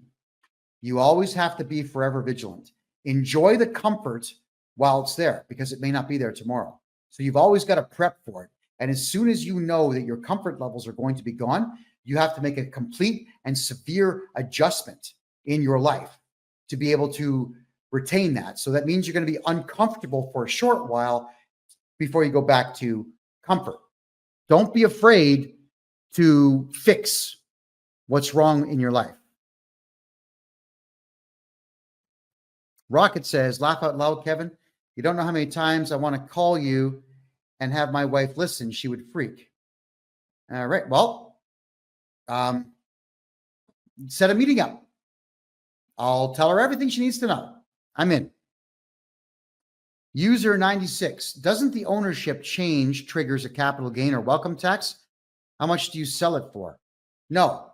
No, the capital gain tax, yeah, it only shows up if you shoot your mouth off. If you tell the CRA, hi, I want to give you money. I got a capital gain. Here it is. That's how I feel about people that report this stuff. No, they don't know that you sold the property until you report it to them. And let's say one day they start going through property records and they ask you what happened. You would hire me. I would contact the CRA and I would send them a letter saying that we are not willing to discuss anything in my client's private life currently. The questions that you ask are quite frankly rude and vile and none of your business. Discontinue all communication now. The file is closed and they have no choice but to close the file. It's that simple. Why would you tell somebody that you made money on a property? That's your business, nobody else's. Mitch, What does what cost? If you could clarify what you're looking for there, I'll get you an answer. If you don't report a death for 3 years, doesn't the CRA, when it's reported, demand a payment for those 3 years? No, they issue an assessment for those 3 years against the deceased person. And if you want to tie them up for a while, you object to it, and 3 years later, you'll get an appeal date. But good luck. The person has passed away. So they're not going to be showing up for court. You can show up on their behalf and say, here's the death certificate. The person's been dead for 6 years now. So, Your Honor, this is harassment. Throw this out. And they probably will. Okay. Just checking out more of your questions here. What if I inherit my mother's house and I go to sell it? Shh. You get your mom's house, you want to turn around and sell it? By all means, sell it. I wouldn't tell anybody about it at all. Just keep in mind, especially in today's market, you don't really make money selling property. You make money hanging on to it. So I'm wondering, would you not rather hang on to it and rent it out? Would that not be a better use of your time and better use of that house as a resource? I have to leave that decision up to you, but I would say that as long as you keep your mouth closed about what you're doing, there's going to be no capital gains tax. Get a hold of me. I'll make sure there's no capital gains tax. That's just how that works. All right, let me check the Facebook room here. Okay, I'm just going to read. D. Catherine's asking me, what I mean is in the will, it says the property is to be sold and the sales to be divided, but is the house going to be charged capital gains on the sale? Okay, Catherine, good question. Here's the biggest problem with siblings. When mom and dad die, the siblings start arguing. Well, I cut the grass 17 more times than you did, so I get more. And if you can't agree on what to do with the house, what happens? One of the idiot siblings will then put the house into probate. First things first, the lawyer's going to grab $50,000, $60,000 out of the whole thing. And then he'll stretch it out for a year or two to get more money out of it. So by the time you get the house, you've lost half the value. That's the problem. So the siblings, a smart move would just be to put all 3 of your names on the property or get a numbered corporation and all 3 of you become shareholders and rent the place out. Why is everyone in a hurry to sell houses? Man, hang on to them. A house can bring you revenue for the rest of the existence of your family line. Yeah, think about the Rothschilds. They probably own the better part of 1 million homes out there. All of them are making money. You know, being a landlord makes money. So if there is a situation where you've got siblings who are greedy and whatnot, then what we got to do is talk to your parents before they die, and we got to get your parents into a numbered corporation for their property. And then the bylaws of the numbered corporation that owns the house will be dominant over the will because the bylaws have been sworn in. That's it. And the will probably hasn't been. So let's understand that in this lifetime, you should not be fighting with your siblings or anybody else because the lawyers will get all your money if you can't get along. All right, here's a question about tax implications of digital assets and cryptocurrency. It's kind of a long question. With the increasing popularity of Bitcoin and other digital assets, how can Canadians navigate tax implications of trading, mining, and earning crypto?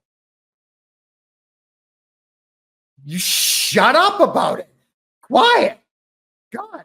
If you had Bitcoin and Ethereum and XRP and Kronos and Floki and all the others, why would you tell the Canada Revenue Agency that you've got these sources of income? See, here's the crazy part of it. Let's just say, for example, you buy a Bitcoin. 3 years ago, it was 25,000. Now it's 100,000 Canadian. So what are you going to do? You're going to report a capital gain of $75,000 each year that you have it? What if it drops back down to 25,000 in a bear market? The CRA is not going to pay you back on that capital gain. So you got to shut up. The only thing that'll happen is if you're telling the Canada Revenue Agency that you have crypto, is they're going to tax you every year and you will never be able to report the capital loss because they haven't written the rules in there yet for them to return your money to you. So if you've got a crypto wallet, if you've got a hard wallet, even better, quiet. If you're on any of the major platforms like Binance or crypto.com or Kraken or any of those guys, quiet. You gotta make sure that you're not talking about what you have because they're gonna want it. Now, they have no way to get it. They're not gonna get a court order to make you release it, but they're going to assess your taxes based on that. All right, that's what's going on there. So shut up. Mverse is asking, are you familiar with revocable trusts? Do I do them? This time next year, I plan to be an expert in them. I haven't done them yet, but I do deal with lawyers who set up trusts. They're expensive. So I haven't been recommending it. We've been hiding everything in numbered corporations because they're inexpensive compared to what a lawyer is going to charge for trusts. We'll get there. Canmore acquisitions will eventually be there. Don't worry about that. A year from now, no problem. What wallet do you recommend to hold XRP? Crypto.com is the one that I enjoy the most. It's got the ability to sell, buy, and trade, swap any currency you want. You could have mini Flokiata and buy Bitcoin with it. You could have Litecoin and buy XRP with it. You can bounce your money all over the place. And they've even got this really cool feature where I'm sure a lot of you have done this, where you've made a bunch of trades and you end up with, 10 cents of Bitcoin and 40 cents of XRP and 90 cents of Shiba Inu. And you've got like $9, but it's all in little pieces of crypto. Then you just go to crypto.com, you say cash in dust or convert dust. They call it dust in the crypto world. So you get your $9 into Bitcoin, right? They'll actually do all of that for you. It's a really cool platform. It's a lot of fun, especially if you bought, let's say 100 Bitcoins 10 years ago, you have a lot of money you can just play with. And I've played the up and down market with a lot of coins on crypto.com. It is fun. But I mean, Andrea, any of the standard wallets are going to be fine. It's going to be a matter of which one do you think is the best for you. Kraken has the good mobile wallet. The hard wallets, those ones are good. Margaret says, if the deceased person has a government pension, by not declaring their death, this income is still received. Yes, it is, in the way of checks or in the way of deposits. Right. So what you would do at that point, if it's checks, then you can simply just write down moved and don't cash them. All right. Or if it goes into the parent's bank account, you could leave that bank account open if you wanted to, earn interest on it. And when they ask for the money back, pay them back. You could do that. But yes, if you don't report the death to the government, the pension will continue to roll in. It's up to you what you want to do with it. I don't recommend doing anything other than eventually trying to get it back to them, saying, oops, we just forgot. Dad died, got hit by a car, and his torso was over there, and his head was 15 yards down that way. We just forgot. We forgot he died. So here's your checks back. Don't keep the pension money, as much as we'd all like to do that, as much as we all think it would be hilarious if mom and dad died, put their body in a freezer and just collect their pension until we die. That it's still illegal. So that one I wouldn't do at all. Let me just have a look at your questions here, folks. I'm going to check the Rumble room right now.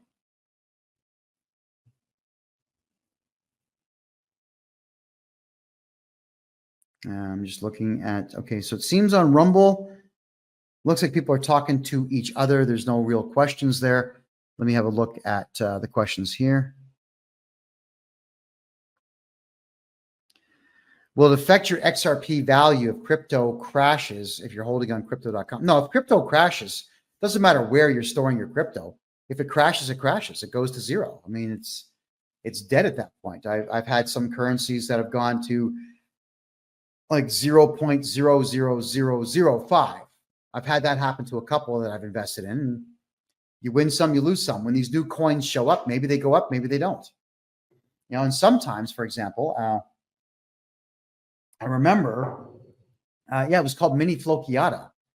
I bought $800 worth, which got me something like 100 million coins, which was at 0.00001 penny. Like, it wasn't even a penny. It was 5 zeros, then a 1 after the decimal point. But I figured if it went to a penny, cha-ching. So I bought a bunch, and the decimal point moved 1 over. Wasn't enough for me to sell it, so I'm just going to hang on to it and see where it goes. Sometimes you win, and sometimes you lose. Investments are kind of wonky that way.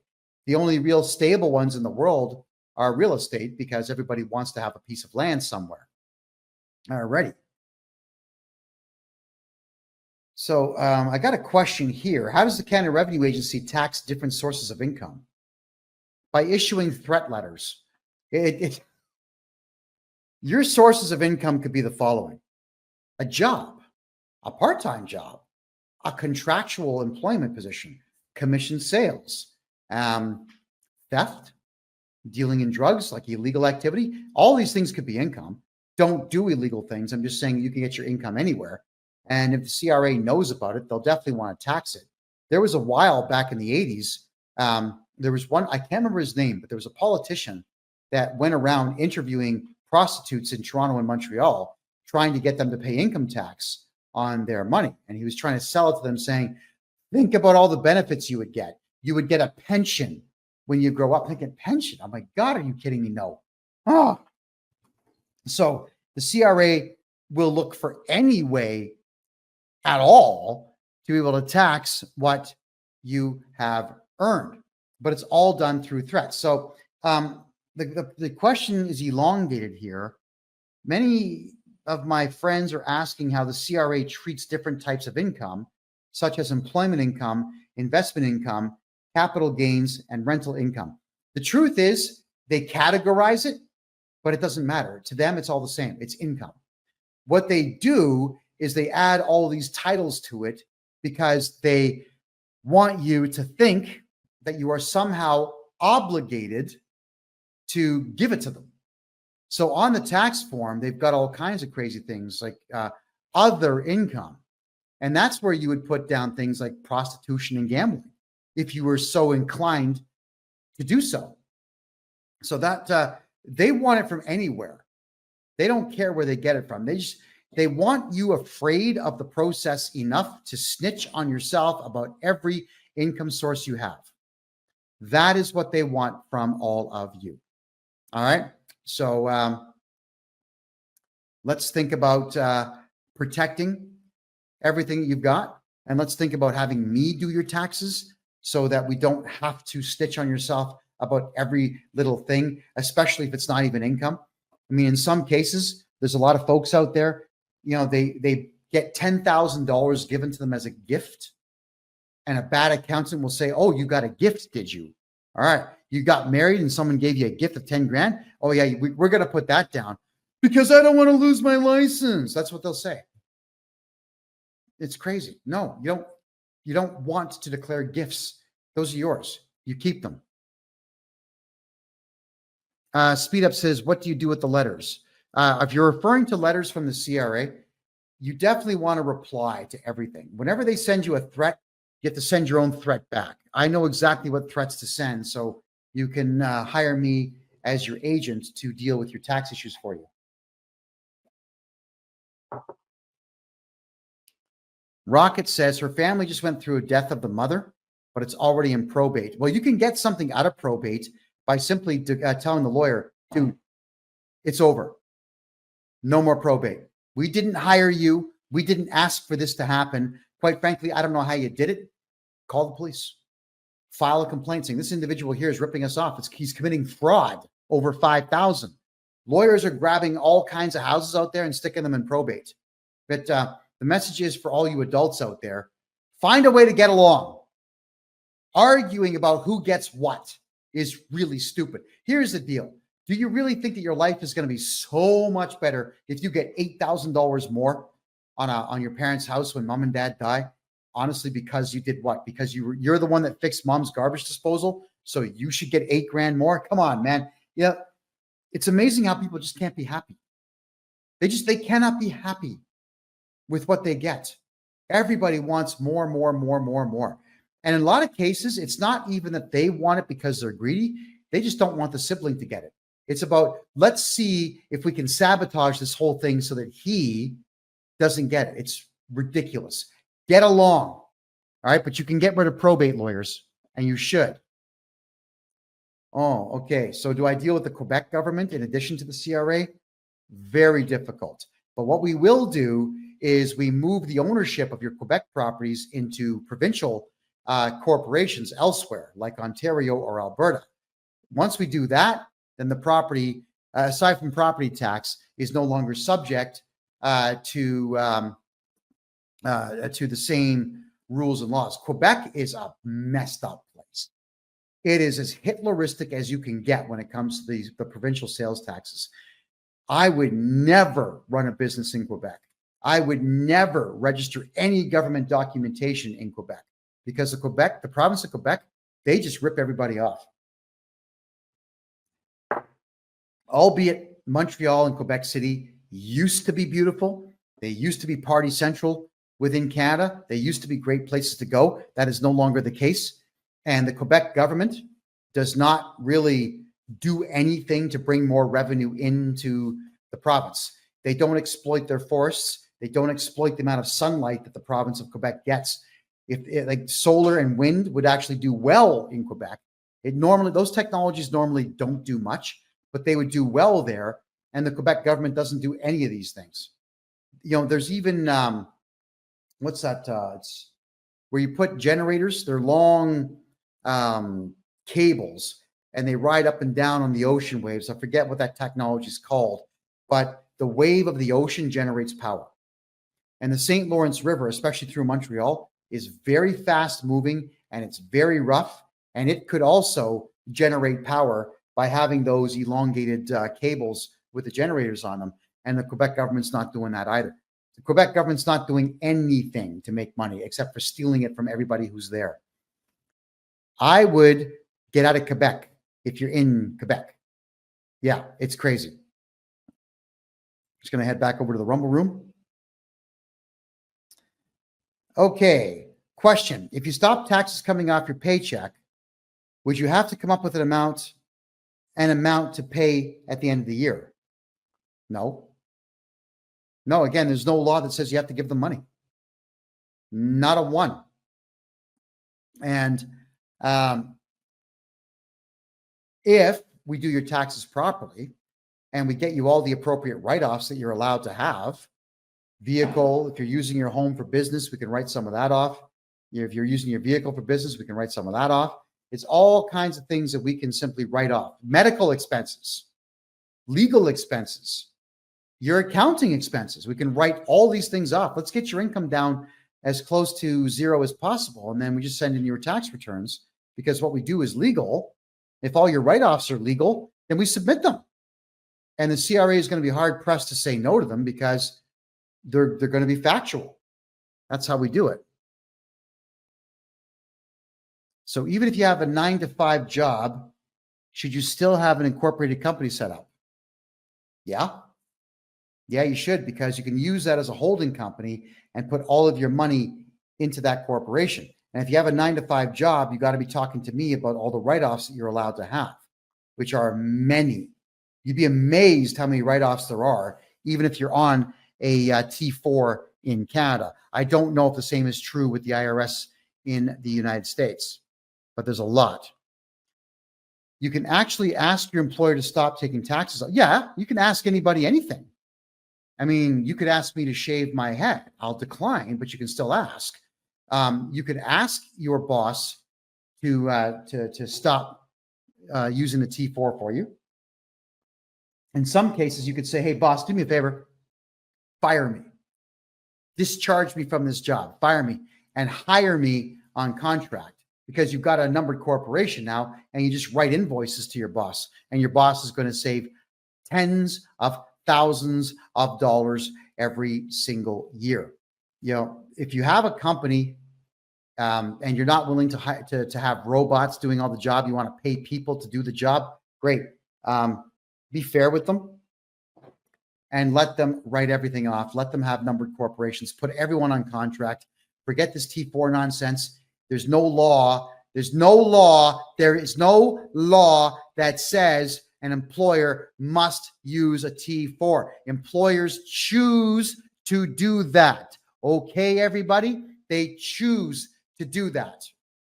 And whenever I ran companies in Canada, I always chose to never do that. There's no benefit to it in any way.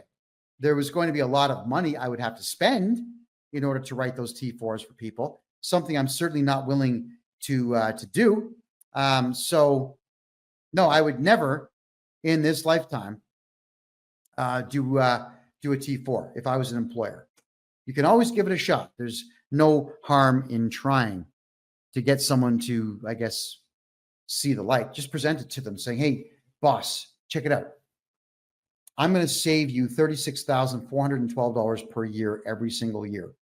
What do you say? Oh, and it's not going to cost you anything. What do you say? And then you tell them, look, I've got this new numbered corporation. Here's my custom invoice. I want to invoice you every Friday for my 40-hour work week or my 50-hour work week or whatever your number of hours are in the work week. That's exactly what you're going to do. All right, is just bring it forward. It's all in how you sell it. You want to make sure that when you're trying to get someone to do something, you always have to play to their greed. Never say, can I have a favor? Don't do that. It's, hey, boss, going to save you some dough. Check it out. Pre-do your numbers if you need to. Figure out what the actual numbers are. Pre-do them and tell your boss, hey, look at this. I'll save you $37,000, $51,000. I'm going to go on contract. Fire me. There's no benefit to it.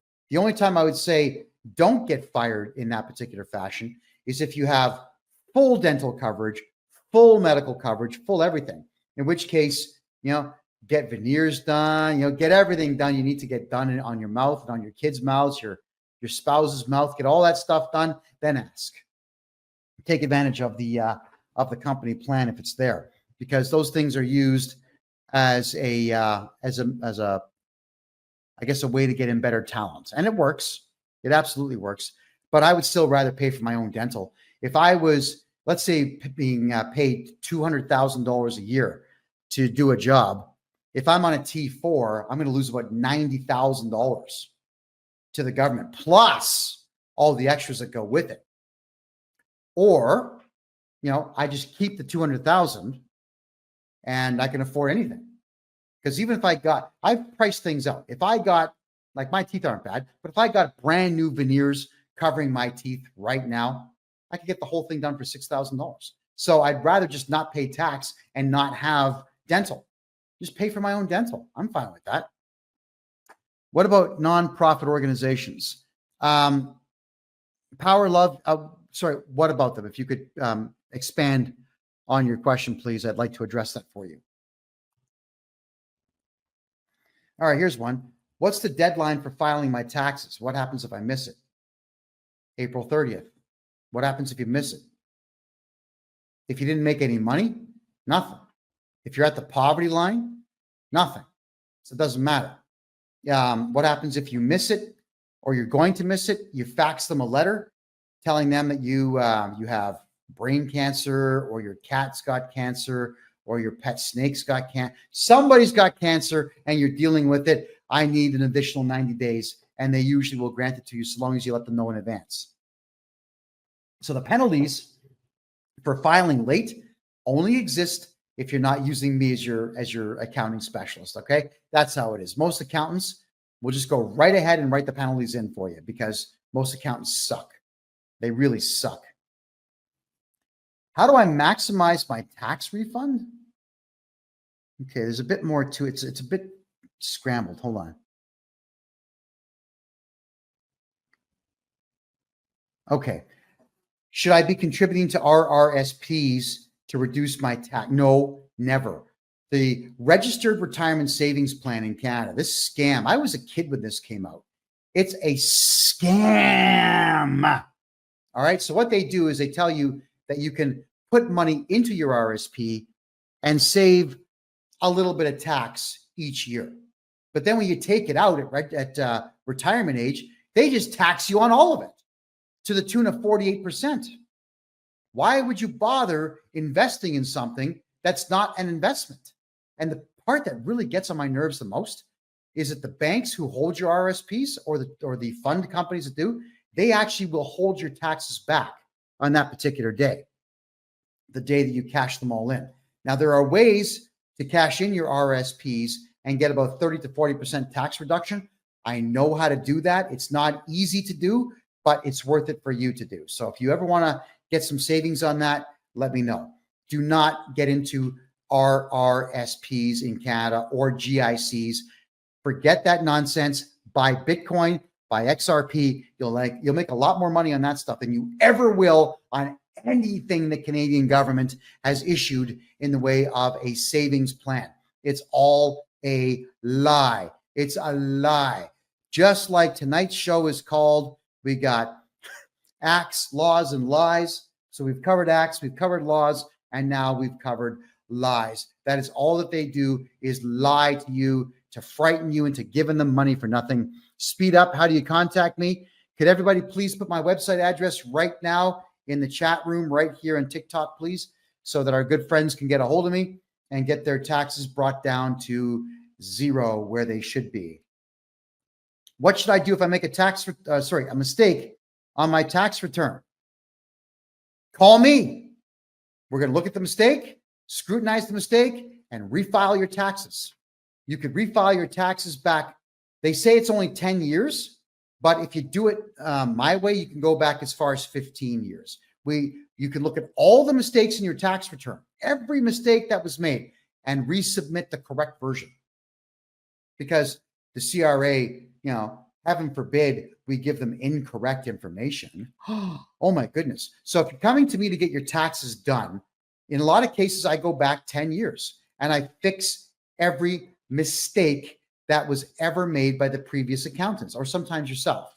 And once those mistakes are fixed, you'll find that you're going to be getting back quite a bit of dough. Typically about half of what you paid, you get back. So some of my clients have gotten checks back as high as 400 grand from all the nonsense that their previous accountants have done that we corrected. It is okay to make mistakes with the CRA. It's okay to make mistakes on your tax returns.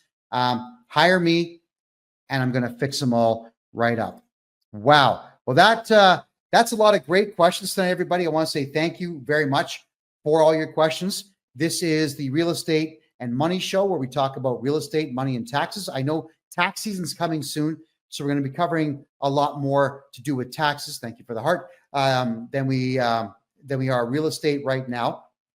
But come the new year, there are some very big real estate projects I'm involved in here in Panama and a couple in Mexico. So I'll be sharing with you a lot about how to invest properly internationally to make the most out of your hard-earned dollars. My God, because it is so difficult to make money these days and so easy to spend it because the price tag on everything is through the roof.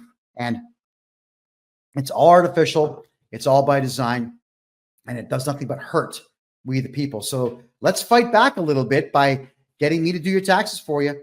I love saving people money. I hate the CRA. I hate the Canadian government. In fact, I hate every facet of the Canadian government. None of it is to the benefit of the people anymore at all. So let's just stop giving them money. Period. Wow. Oh boy, everyone. Oh yes. And I'm going to be covering the election on the 5th. That's Tuesday the 5th. We're going to have some American guests come on the show to talk at length about what's going on in the United States. April or June is definitely coming on. There's going to be a few other surprise guests for Tuesday's show. We'll cover the entire election for at least 4 hours, possibly 6 that night. So we're going to be starting a few hours early. And that's going to be on Tuesday. That's Tuesday, the 5th of November. Let's see what happens with that election. My name is Kevin J. Johnston. This is the Real Estate and Money Show, which is every Thursday at 9 p.m. Eastern Time, right here on freedomreport.ca. To get a hold of me to get your taxes done, right there. It's kevinjjohnston.com. We'll see you next week, and good night.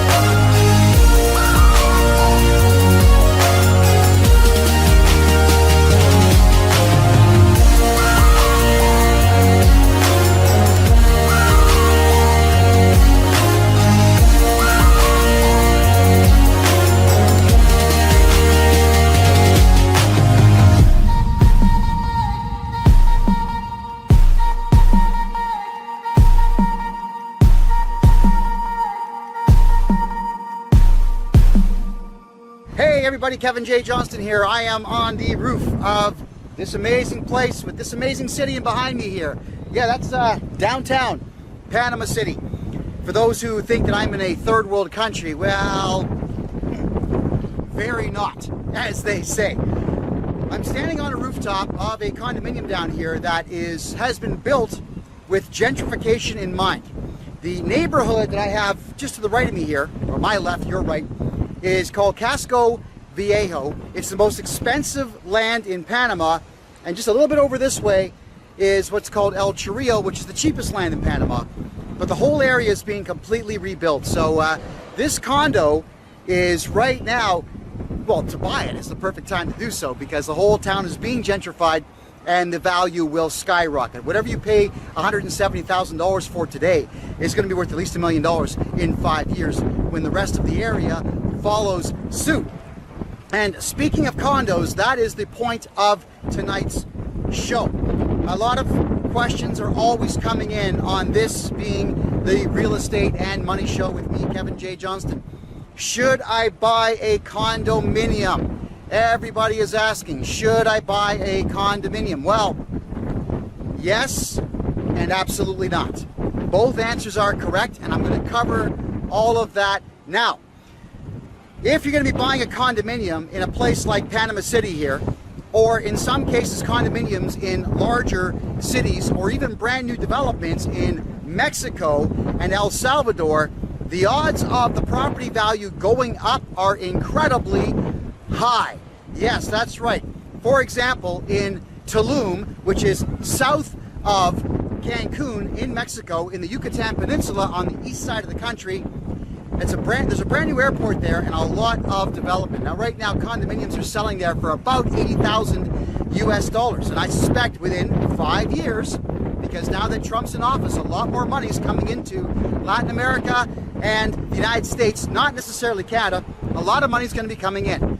Americans who will have more net worth are going to be buying these properties up, prospecting for future value, future resaleable value, which is exactly why I'm buying property down here in Panama, because I am thinking 5 years down the road. I'm thinking about my retirement now. I'm 53 years of age. I'll be 60 in 7 years. I am closer to 60 than I am to 40. So I do have to look at all of the ways that I can retain my wealth. So let's talk about wealth retention first, and then I'm going to dive into condominiums so you get a really good sense of what I'm talking about. Wealth retention is incredibly important. In Canada, the Bank Act is going to expire. It was going to expire. The Federal Bank Act was going to expire on June 30th of next year. But thanks to me and my show, the Canadian government, after I told Canadians, get your money out of Canada, do a bank run, clear everything out of your accounts and come to Panama, as soon as I said that, the Canadian government put a 2-year extension on the end of the Bank Act. But when the Bank Act of Canada expires, that means that the Canadian dollar can be, if they choose to, dissolved and replaced with the central bank digital currency, which they were planning on doing last year in Canada, and it did not get done because the Liberal Party of Canada is far too disorganized. If they were more organized, they would have got it done, but they're not, so they didn't. With the Bank Act expiring, Canadian dollars that right now are worth about only 70 cents of the US dollar will continue to drop in value. Now, how do you retain the value? Gold and silver. You definitely want to buy gold and silver. Now, even though the Canadian government has sold off all of our gold reserves in Canada to China, of all places, there's nothing to back the currency. There's still gold being minted as bars and coins within the country. Funny enough, as terrible as Canada is at everything, it's actually good at maple syrup and gold and silver bars. They're even pressing copper bars and copper coins right now, which are still a decent investment. They won't go up as fast, but still a good thing to have. So if you want to retain your wealth, doing it in Canadian dollars is pointless, but doing it in gold and silver is absolutely the way to get that done. There's a lot of information that I can provide to you whenever you buy yourself a consultation with me. I'll guide you down the correct pathway to getting your hands on gold and silver the good stuff, the 99.9% pure stuff. That's the stuff that you want in Canada. Wealth retention also comes in the way of property, real property. When I say real property, I am talking about things that you can live in, all right? You can live in. Let me address one more thing though before I do property. Crypto. A lot of you say, I'm not getting into crypto, it's a scam, they can just shut the electricity off, blah, blah, blah, blah, blah. It's never gonna happen. The world leaders out there are not going to allow the power grids to fail. Why would they want that to happen? All money in the world is digital now anyway, except for gold, silver, and copper bars. All of it's digital. So if, let's say, the Russians did something stupid, like nuke the Ukraine, all they're gonna do is melt all the phone lines that run their transactions on a secondly and microsecond basis. Countries around the world are not going to be firing nukes at each other, and they're not going to be sending out EMPs to knock out the electrical grids, because if you do knock out an entire country's electricity, you can't trade with that country. And the governments know this, so don't ever concern yourself with electricity not being available. You got to keep in mind that CANDU nuclear reactors are still the best in the world, and there's lots of them around the world. In the province of Ontario in Canada, so much electricity is being created in that province that the province of Ontario has to pay the state of New York to take it off the grid. So it's abundance. It's out there. Don't worry about it. Crypto's the way to go. Bitcoin is amazing because it's going to be worth 150,000 US by this time next year. It will enter a bear market early in the year. It might drop back down to about 40,000. When it does, I'm putting every penny I have into it to make sure that I can quintuple my money in the future. Ethereum it's okay. It's mostly used for digital content, video games, music, ebooks and whatnot. But XRP, this is the new up and comer. The Russians have indicated clearly that they want to go with XRP. Why? Because it's only 71 cents Canadian per coin right now, as opposed to $100,000 Canadian per coin with Bitcoin, which means it's going to be more widely available and more widely used by the people of Russia and all the surrounding areas. The former Soviet republics, for example. Imagine Kazakhstanis being able to buy Bitcoin. They simply cannot. So they'll be into XRP. If XRP becomes the official digital currency of Russia, you can expect it to go past $50 per coin. Imagine buying coins at 71 cents and then having them go past 50 bucks a piece. So I'm buying XRP for quick investment income, and I'm buying Bitcoin because that's my digital gold. I buy silver, I buy gold, and I'm buying pressed copper coins. But now, property. You have to have a diverse portfolio if you're going to continue to try to live in Canada or do business in Canada or have some wealth in Canada. Some cash, some US cash, some gold, some silver, some crypto, and absolutely a property. So many of you out there are just absolutely dying to sell your houses. Don't do that. You don't make money selling property. You make money hanging on to property. First off, you get the appreciation value, but then you can rent it out. Let's say you've got a big house.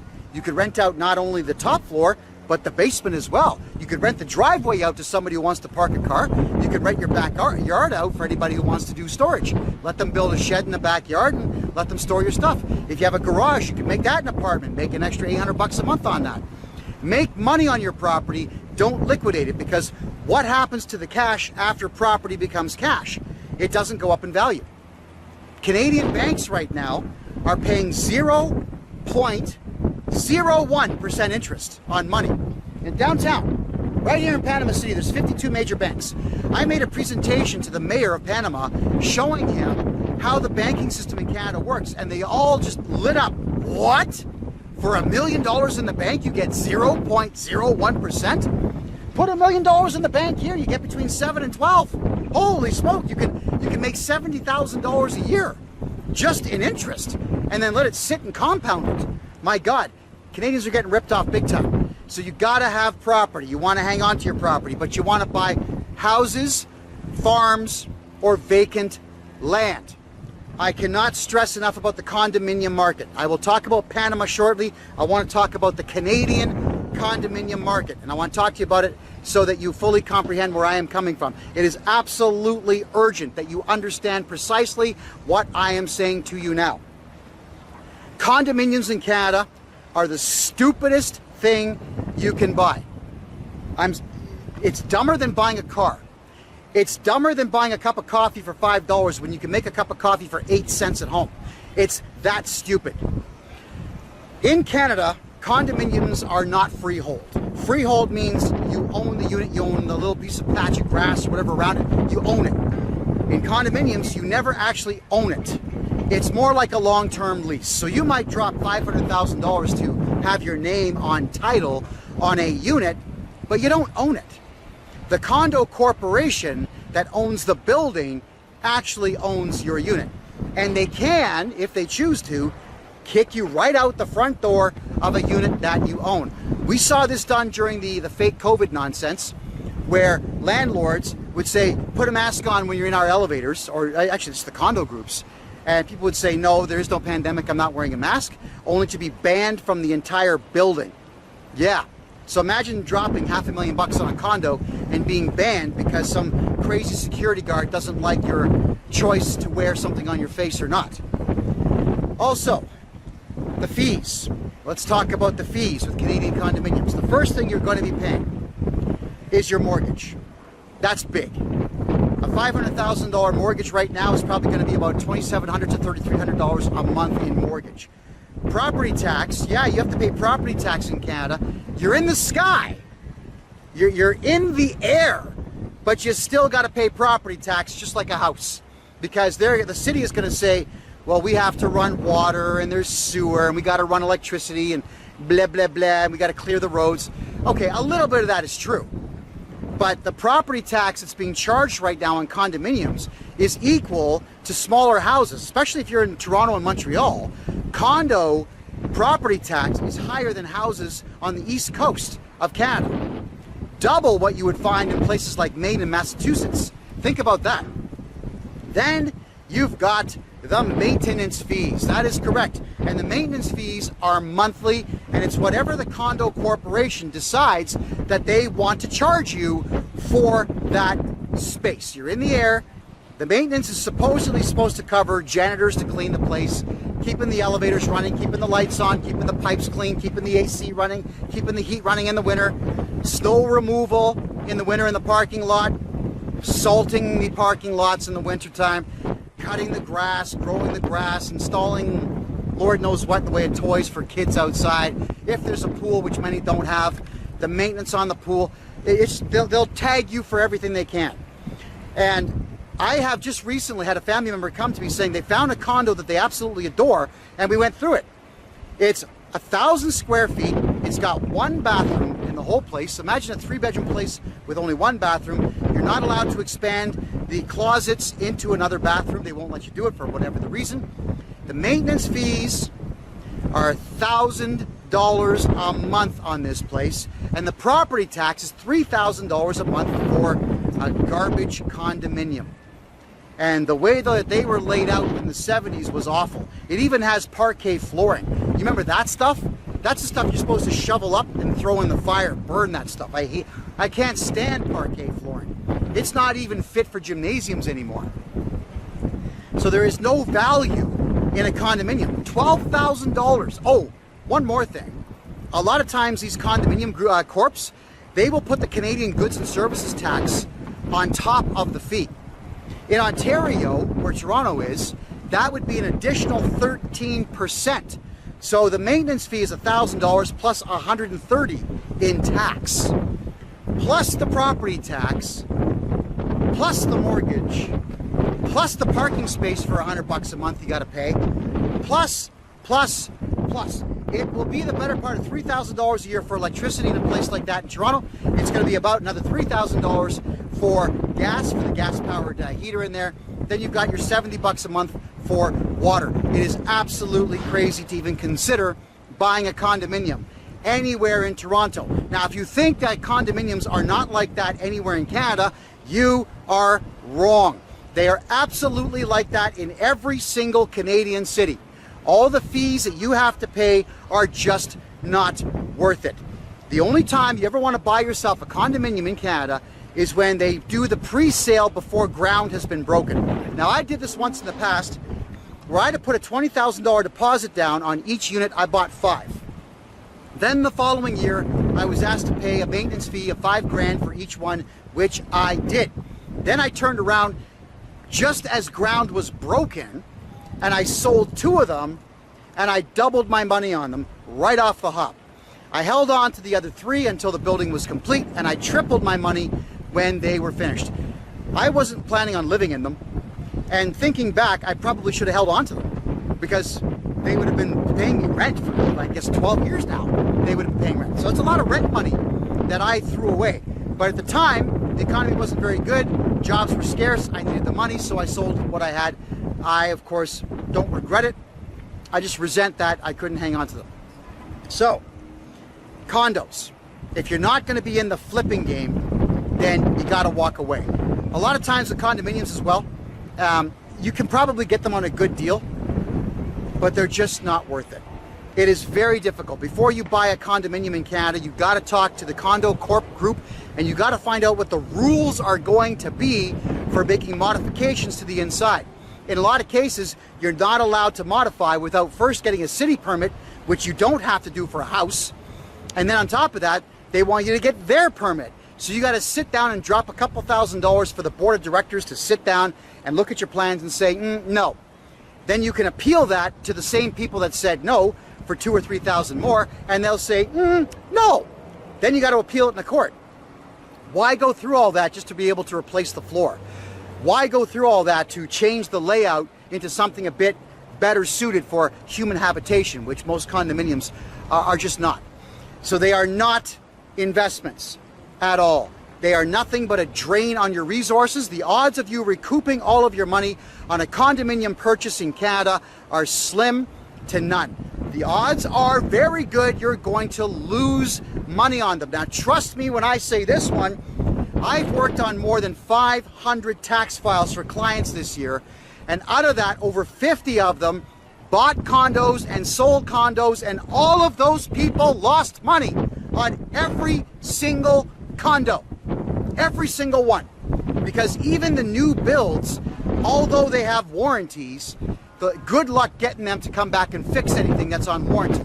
It doesn't happen. You can sue them, you can win, they're still not going to pay you. So that is the problem in Canada. When you sue, you don't have any recourse to get paid. Why put yourself through it? The condominium market in Canada is completely flooded. If you're looking to buy condos because you like condo life, sure, be my guest. I actually like condo life here in Panama, but the condominiums here are definitely higher quality. And there's a lot more perks to them, such as rooftop pools, gyms, and access to the public. Good access to the public. Like this building right here, this first white one right here, it's a hotel called The Sands, and this hotel also has residences you can buy. It's got a pool that's almost 25 meters long on the 15th or 16th floor, and if you look at the rooftop, it's got 2 nightclubs, a restaurant, zip lines, amusement park rides, rock climbing wall, the whole bit. So there's a lot of perks here. Panama wants you buying property here, so you get a lot of really cool things that come with your condo purchase. So in Canada, don't do condos. But here in Panama, you can do condos, and you can do quite well on them. So in the building that I'm currently in, a beautiful corner lot is selling for $165,000 US. Now with that, there's a maintenance fee of $100 a month. That's it. It's $100 a month and 0 property tax because you're in the sky. And the Panamanian government says, yeah, you know what? They're in the sky. We're not going to charge you property tax. The building pays property tax, but the individual units do not pay property tax. And I've made an arrangement now for a lot of you who are looking to move your money very quickly. Let's say you've got Air Miles credit cards or those gold Visa cards that have all kinds of benefits to them, and they give you prizes based on what you spend. You can actually buy a condominium in not only this building, but over there in the Sands through me just by going boop with your credit card. Yeah, we can do a credit card transaction to buy you a condominium that you can in turn Airbnb out. Now, Panama has some weird rules inside the city where you can only Airbnb your property for, I think it's 45 days minimum. But this building here, the arrangement was made that you can do it for one night. And that's where the money is made, on very short-term rentals. So why would you not want to Airbnb out a place that you can buy on a credit card? Get all your points on your credit card and then pay your credit card off. Congratulations, you just moved $160,000 US, 200,000 Canadian, out of the country in one transaction on the phone. These are the opportunities that await you in other countries around the world. So don't think for a second that you can't move money here quickly. You can absolutely move money here quickly. To buy a condo here in Panama is nothing but pure profit, because Panama City is right now working incredibly hard on the complete rebuilding of older infrastructure. Roads are being rebuilt. Sewer lines are being rebuilt. New electrical lines are going in. When you compare Panama to Costa Rica, Costa Rica has power failures 5 to 10 times a day. Panama has had 3 since I got here. 1 for an hour because someone drove their car into a power box, and 1 for 30 seconds. And that's it. Panama's got their electrical grid down pretty solid. Yes, it's a developing country, but it's developing quite well, as you can see. The malls here in Panama are better than all the malls in Canada right now. They are beautiful, they are clean, they are full of retail stores, they are full of people. One of the malls in the city here is called Albrook Mall. It's right beside the Panama Canal. It's right beside the Panama Canal Airport. It's 1.1 kilometers long. It has retailers galore. It is just absolutely full of every single thing you could possibly want, and incredibly affordable. I'm buying cell phones, for example, right now here in Panama for almost $1,000 less than what I'm paying in Canada for the exact same phone. It is crazy to think that there's that much of a disparity in pricing between Canada and Panama. So here in Panama, to buy a condo is a very solid investment. You will make money on your condo. It will not be a financial drain on you. And the fact that you can do it on a credit card and earn all your points and air miles and whatever else you're collecting is absolutely remarkable. Nobody else has made that kind of arrangement, by the way. I am the only real estate guy in all of Panama that can do credit card transactions for entire condominiums. Now, another opportunity that has arisen, one that I identified right away, is on the far east side, a little further east there. There's a lot of office towers where they got hit equally as hard with the fake COVID nonsense. The previous president was crazy. The new guy is never going to do that kind of a thing. So the old president shut everything down, just like Canada, the United States, just like England. And unfortunately what that meant is now the office towers on the far east side of the city are half empty. There are opportunities now to go in with just suitcases of cash and buy entire floors of office towers down here and turn them into your own luxurious condominium if you want. Could you imagine, since a lot of these buildings are about 140 feet wide by 140 foot square, imagine having a whole floor to yourself with a private key to the elevator to get you in there, and private door to the staircase and whatnot. You could have all that. You'd have to make the modifications to it. You'd have to strip all the office gear out, but it would be worth it. You could turn that whole thing into rentals if you wanted to. You could turn the whole thing into an education center if you wanted to. You can buy entire floors of half-empty office buildings down here. Business is done differently here in Panama. So I'm going to explain the business culture here a little bit to you when it comes to property. So if you were to see a house, and the house has a for sale sign, like se vende, thank you. Se vende means for sale. So you see that, and it has a price on it. They might say I want $140,000. You have your lawyer with you wearing a suit and tie.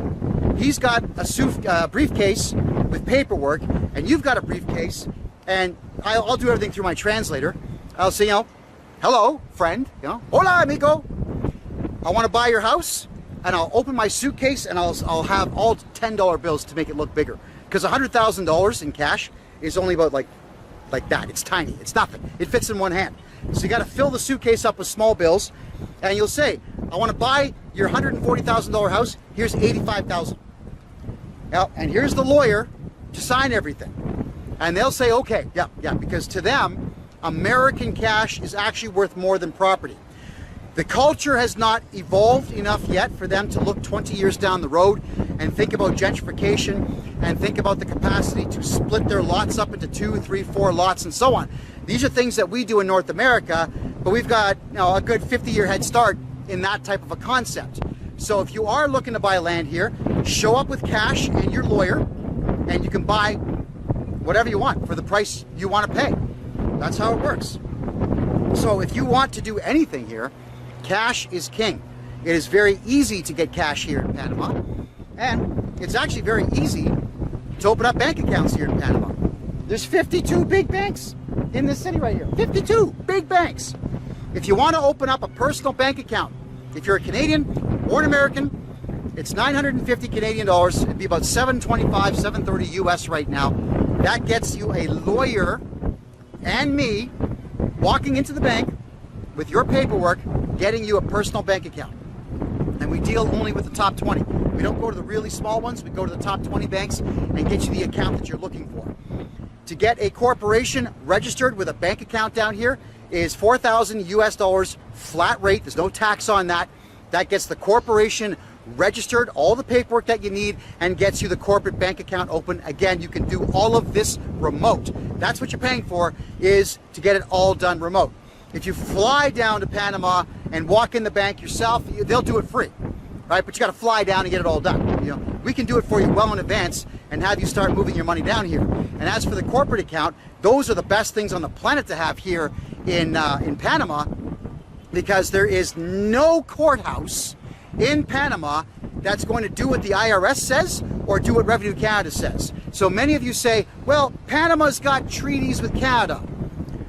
Panama has a treaty with Canada if you're a murderer and you're on the run and they figure out that you're here. Yes, of course the Panamanians will tell the RCMP or the FBI, come down here and get him. He's yours. But if you're down here doing business, or you're down here trying to beat taxes in Canada or beat taxes in the United States or in the United Kingdom or Australia, they don't care. They're happy that the money is here. So the banks get chartered by the federal government here, but then that is where the federal government just steps back. The banks do not cooperate with the federal government here at all. So even if the Canada Revenue Agency or the IRS sued you, which the CRA does not do in Canada, by the way, if they sued you and won, the IRS does, you could get that court order, then they would have to come here to Panama and sue you in Panama and actually win before they could get a court order to get your banking information. But at that time, let's think about this, would they even know what bank you're with? And that's the funny part about the Canada Revenue Agency. They know what bank you're with in Canada because all the banks are chickens and they report everything to the banks. But the banks here are not reporting anything. So your money is 100% safe down here. But always do it in a corporation. If you're looking to hide millions, do it in a corporation. If you're looking to earn interest on your money, then you open what's called a foundation down here, which is the same thing as a not-for-profit corporation.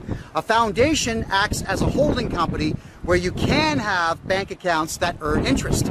So you get the same interest rate on your foundation bank accounts as you would on your personal bank accounts here in Panama. Now that is the best way to protect family assets. So the foundation becomes something that just gets passed down to the next of kin instantaneously. It's the same idea as having a family trust or a numbered corporation in Canada where someone dies, the shares just get split. Now I'm going to explain that one for you right now. In Canada, the Canada Revenue Agency, they do things like put not liens on your property if they say you owe taxes, but they're called writs. So the writ that they would put on your house is actually not a lien. It can be beaten by filing a motion in the court to have it lifted. And the odds of it being done are actually quite high because they didn't get a court order to put that writ there. They just went ahead and did it. And it's the same idea as a contractor's lien. If you put a lien on someone's property, you still have to perfect the lien by filing the lawsuit and showing all your evidence as to why it should be there. Because the lien can be argued to be removed in the future. So why give them the opportunity to put liens on property at all? Why not register a numbered corporation in Canada? I can do that for you. It's cheap, it's fast, it's done in 3 days. We declare it a holding company, and then we have that numbered corporation added to the title of your house or your condo or your farm or your collector cars or whatever you've got, and then we remove you a month later. And that way the numbered corporation now holds that property. Then we're going to make sure that we declare it just a holding company in your corporate bylaws, which I will write for you. We'll get them sworn in, so you're going to make that gesture with a notary public and say, I swear everything's true. And once that is done, whatever the corporate bylaws are will actually circumvent whatever your will says. That's something to keep in mind, which makes it powerful and means the property can never go into probate. I'll explain that just a little bit further here. So let's say, for example, I buy a house in Toronto, it's worth $1 million. Let's just say for the sake of argument. And because I've got kids, what I would do is I would have myself holding 51% of the shares, and the kids would split the 49. But in the corporate bylaws, it would state that whoever dies, the shares that remain get divvied up equally amongst the survivors who are part of the corporation. Should all parties die, the corporation will then be transferred to ex, brother, cousin, friend, ex-wife, ex-lover, doesn't matter who it is. I can designate in the corporate bylaws who it goes to, which will absolutely annihilate the capacity for any lawyer to grab the property and stick it into probate. Because this is something you have to avoid. Lawyers right now, there's too many of them in Canada. They don't have anything to do. You don't even have to go to them anymore. You can go to ChatGPT and say, hey, ChatGPT, write me a lawsuit under the laws of the province of Saskatchewan, and it will. It'll ask you what to put in, so you just dictate, you speak, you tell it what you want to say, it'll write the lawsuit for you. You don't need lawyers anymore, and lawyers know this, and AI is only gonna get better. Never worse, always better. So these lawyers are looking around and trying to find people who are old. They're looking for senior citizens. They're going through records. I don't even know how well, I do know how they're getting them. They're getting them through Terranet.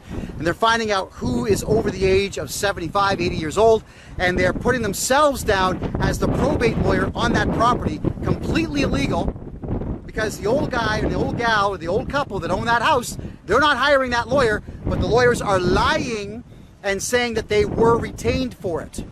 So what they will do when they find out the house the person has died, they will just get a friend of theirs to write them a check or a money order and put that in the bank so they can say, no, look, we got a $10,000 retainer here. Then they just take the $10,000 out and give it back to their friend. That's what lawyers are doing in Canada right now.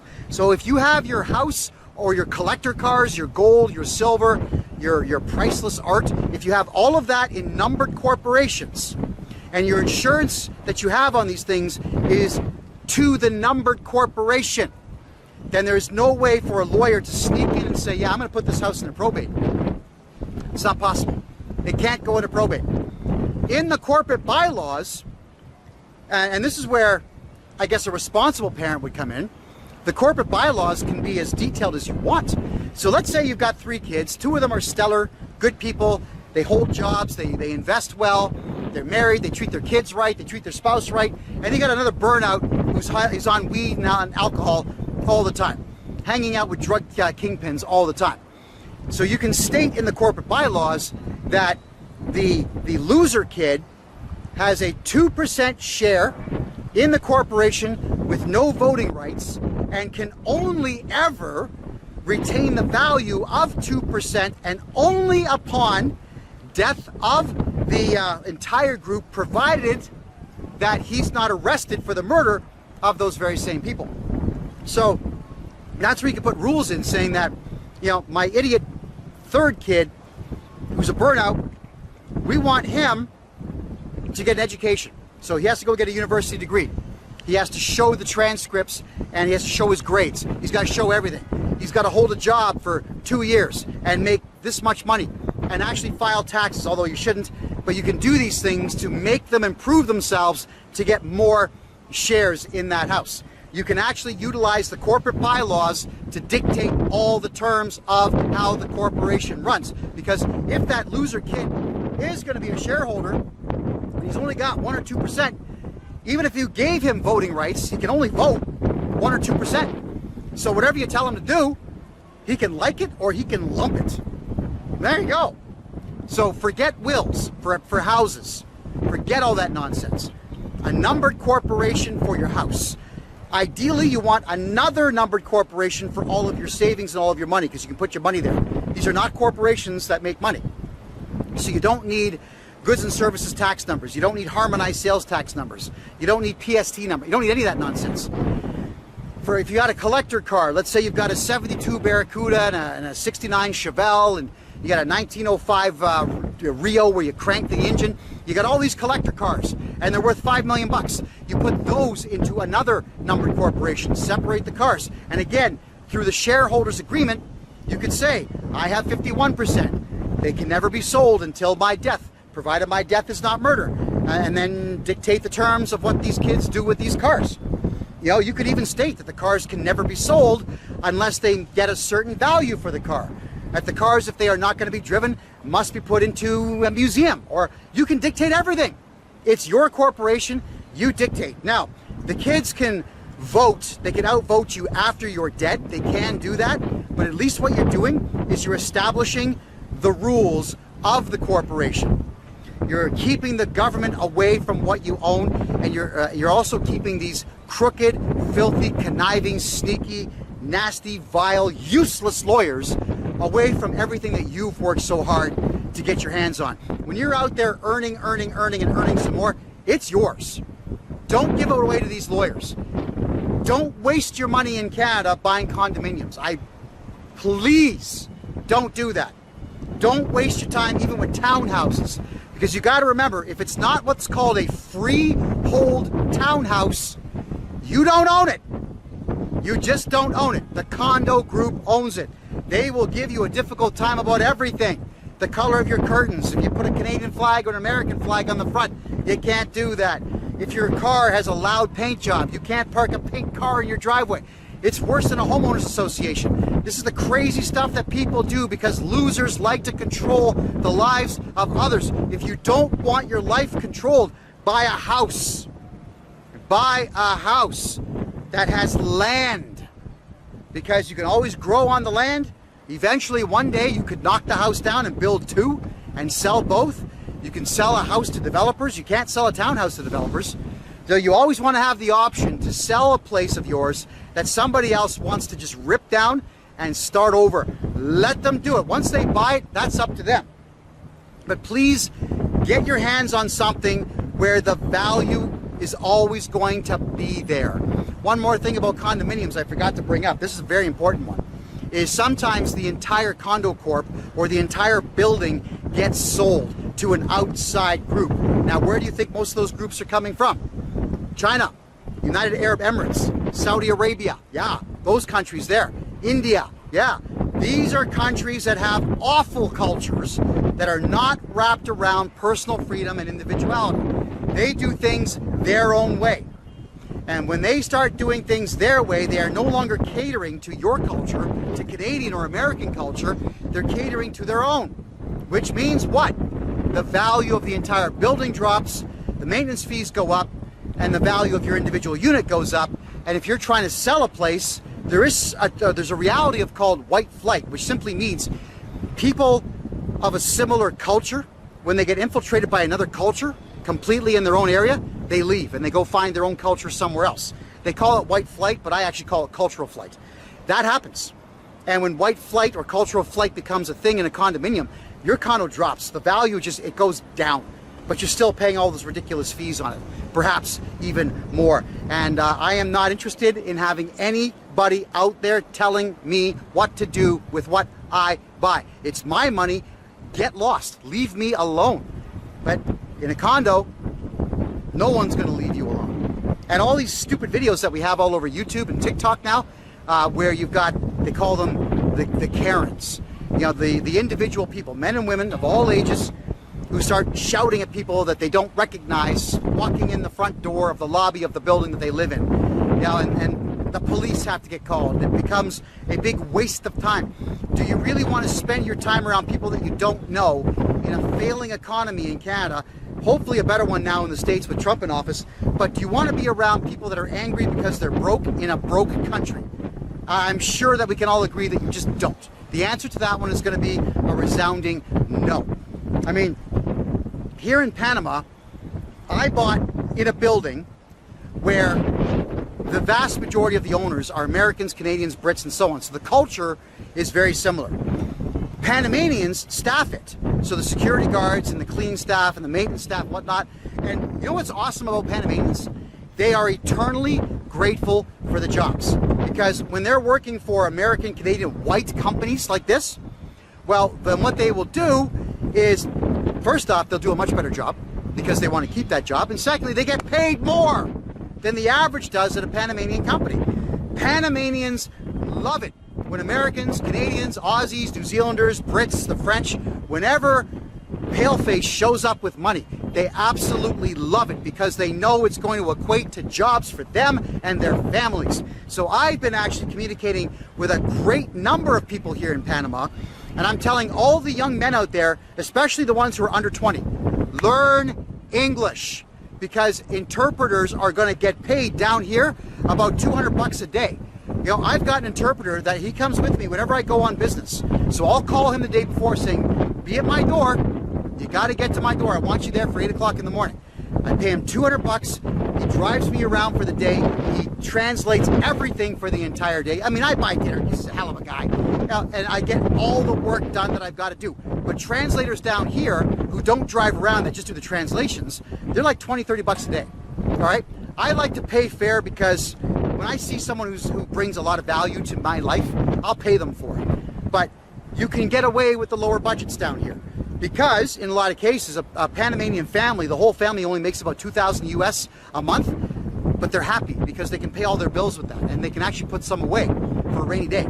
Because the locals here, like I do now, they know where to shop to buy groceries for 20, 30 bucks a week. I'm buying groceries for 30 bucks a week. It's amazing. If you're coming down here, I'll show you where to go to get deals like that on food. And the food here is absolutely fantastic. So to recap this entire thing before I get going here is to retain wealth in Canada and the United States. Some cash, some gold, some silver, possibly copper. If you know how to get into Sri Lanka and buy tens of thousands of gems and bring them back, sure, try that too. Gold is better than gems. You definitely want crypto, XRP and Bitcoin. Bitcoin to hold it for higher value later. XRP because it will shoot up and you'll be able to use it anywhere in the world. And then you want to have real property. Condominiums in Panama, yes. Condominiums in Canada, no. If any of you want to have yourself what's called a concrete bank account, which is buying a condominium down here in Panama, especially here in the city, and renting it out, let me know, because we can just do one transaction. It'll take an hour, maybe less. All that's going to happen is I'll sit down with the lawyer and you and me and the owner of the building. Everything will be done on Zoom. The contracts will bounce right back and forth. You'll be able to record the call yourself, just so you've got it, and we'll run the credit card, get you your condominium. You've now just transferred X number of dollars outside the country. And if you're going to be buying property here on a credit card in Panama, let me know in advance, because we got to find out which card you want to use. I really want those of you who want to do this kind of thing with me down here to use your Air Miles credit cards or your Maple Leaf bonuses, whatever type of points you can get, use that card. I'm just going to leave you with a story here. If you're in the city of Mississauga, there's an area of nothing but car dealerships. It's called the Aaron Center, the Aaron Mills Auto Center. Thank you. And in there's about 20 car dealerships. All of them are in there. Now, back in 1994, there's a bunch of them got together. They wanted to have pixel boards put outside. Now they would have TVs on the road, but pixel boards were all the thing. Like, you know, that kind of yellowish light fixtures that you used to see outside that you could have scrolling text on. They did that to say, hey, there's car dealerships here. So what happened is, back in the early 90s, these signs were $40,000 each, and they got 3 of them made. So the guy that coordinated the whole thing with all the other owners of all the other car dealerships, ready for this? Paid on his Air Miles credit card. Yeah. And this is back in the 90s, the early 90s. So $40,000 was a lot of money back then, I'll tell you. So he ends up walking in the room and says, hey, Kevin, check this out. And he shows me his air miles. He said, see here, I can fly for the rest of my life on one transaction. I'm thinking, Ben, tip my hat to you. Yeah, bow. Oh, wow, clever. So that is the type of thing that we can do. Get your points credit card set up, buy a condo down here with your credit card, get a hold of me for a paltry 950 Canadian. We'll get you a bank account open here where your money is safe in Panama. For 4,000 US, we'll get you a corporation registered and a corporate bank account here in Panama where your money is safe. There's all kinds of ways to make money, just not in Canada. If you're staying in Canada, my advice today is how to hold on to your wealth, but not to get rich in Canada. You want to get rich, you got to leave. There's money in Argentina, Brazil, Colombia, Panama, El Salvador, parts of Mexico, not all. You know, right now, Eastern Europe, Russia, there's money floating around everywhere. United Arab Emirates still makes a lot of money. There are places to go around the world where money gets tossed at you. All you have to do is put on a nice suit and tie, speak well, have gorgeous skin, and you're in the room and you're getting paid. That is just how it works around the world. Canada is dead. It's not coming back. There's no point investing in a country that deliberately sabotaged itself for the last 10 years. When a country is done, it's done. You have to just let it die off, and 100 years later, your great-grandkids could one day consider buying property in that country, because maybe, just maybe, a couple of strong leaders will come up from the ashes and rebuild to its former glory, or maybe close to it. Not gonna matter. I have no intentions of being here in 100 years. I'm alive today in the year 2024. We're a month and a half from 2025. I want to get rich, and I want you to get rich. Get rich with me by playing the money game the way I'm telling you how. My name is Kevin J. Johnston. This is the Real Estate and Money Show, where we talk about all things investment, money, and taxes. You'll catch me here every Thursday at 9 p.m. Eastern Time. Thank you for being here. I love you all. Good night. Hi, everybody. Kevin J. Johnston here. I want to say thank you very much for having just watched the video that I produced on the roof of one of my clients' condominiums. Yes, it is true. You can buy a condominium with just a credit card here in Panama, and that is the best way to move money out of the country. And for those who have corporate debt in Canada, corporate debt is becoming a very serious thing. What's going on with corporations now in Canada is the Canada Revenue Agency is going out of its way to break the law and actually hold all the directors of corporations personally liable, even for debts that are as old as 10 years. If you want to get away from all of your corporate debt, including every single debt the CRA is coming at you for on a personal level, simply get a hold of me, everybody. What I will do is I will buy your corporation from you. I will become the director of your corporation, and I will take on all of the financial liabilities that your corporation has. That includes income tax, payroll tax, GST, HST, and PST, all of the above, anything to do with bank loans or corporate credit cards, or bills that you owe to any particular supplier for any reason. And don't forget the CEBA loan, or even repayable grants. If there are any debts that you have whatsoever in Canada, the CRA is going after directors of the corporations. No matter how long ago you were a director, they are trying to get your personal money. This can all be fixed by offloading the corporation. You got to sell the corporation to me, because if you try to go bankrupt, it'll take about $70,000 and 3 years to not be discharged. The CRA is not allowing dischargings now on corporate bankruptcies, which is highly illegal and unfortunate, but they are getting away with it. And if you simply shut down the corporation and expect that to work, I'm going to tell you now, it truly will not. The CRA is going back and looking at all corporations that have been dissolved or just simply let dissolve on their own through inaction and through no business. And they're looking up who the directors are, and they're going after directors of those old and defunct corporations personally. You might have to just get a hold of me so we can revive your old corporation and then sell me that corporation's debt, so the CRA and your old suppliers can never come back at you for absolutely anything. Protection of what you have is key. And what the CRA does, albeit is illegal, they are still getting away with it because sometimes the courts do side with them, but not as often as you think.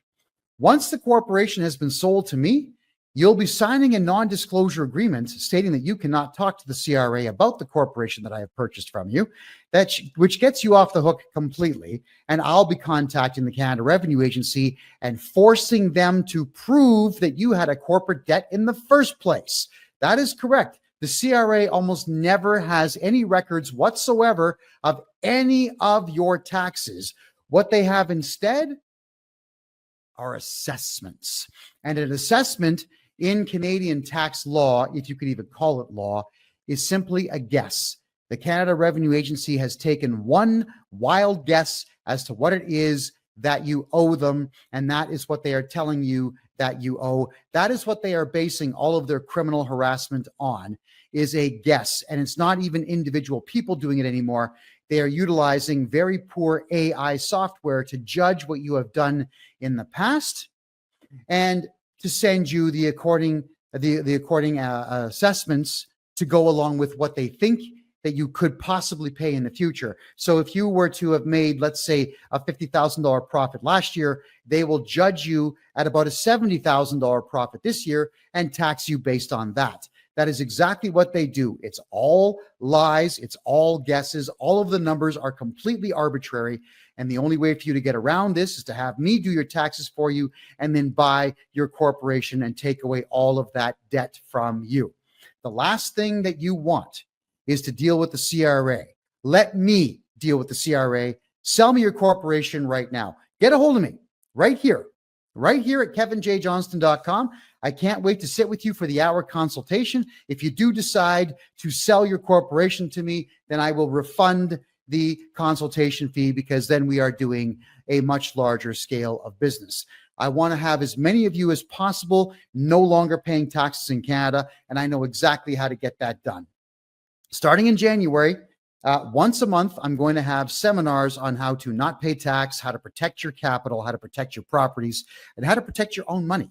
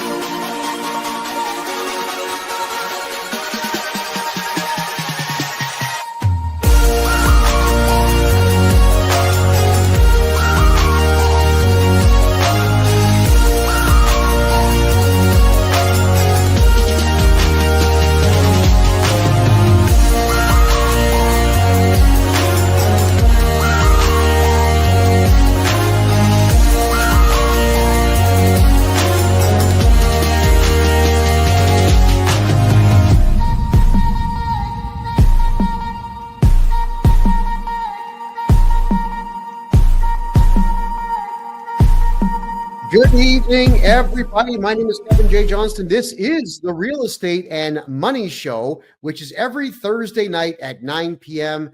Eastern Time. And due to popular request, tonight we're going to be talking about the truth in Canada about wage garnishments and frozen bank accounts that many of us believe mistakenly happens because the CRA has access to our banks, which you're going to find out tonight, really what the truth is on that. And I want to say thank you to all my American friends for being here, and thank you to all my Canadian friends for being here. We're going to cover for the next hour what the reality is of wage garnishment in Canada, what your rights are, what the law actually is on protecting yourself from government overreach, specifically in this case, the Canada Revenue Agency, which in Canada it would be our IRS and the equivalent of the Australian ATO, but not as much power. In fact, nowhere near as much power as either the ATO or the IRS. We are going to talk about that. But first thing is first, everybody.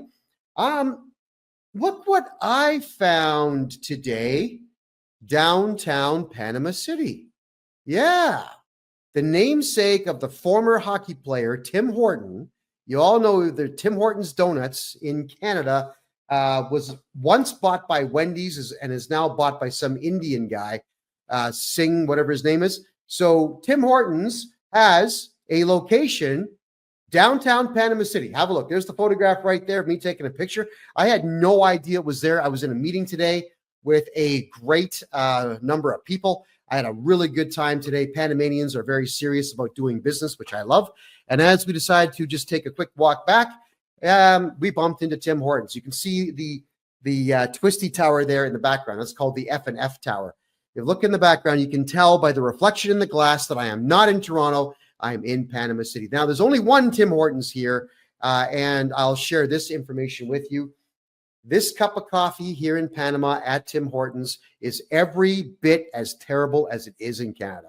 I don't know what Tim Hortons did to their coffee formula about 8 years ago, but it sucks, and it sucks here too.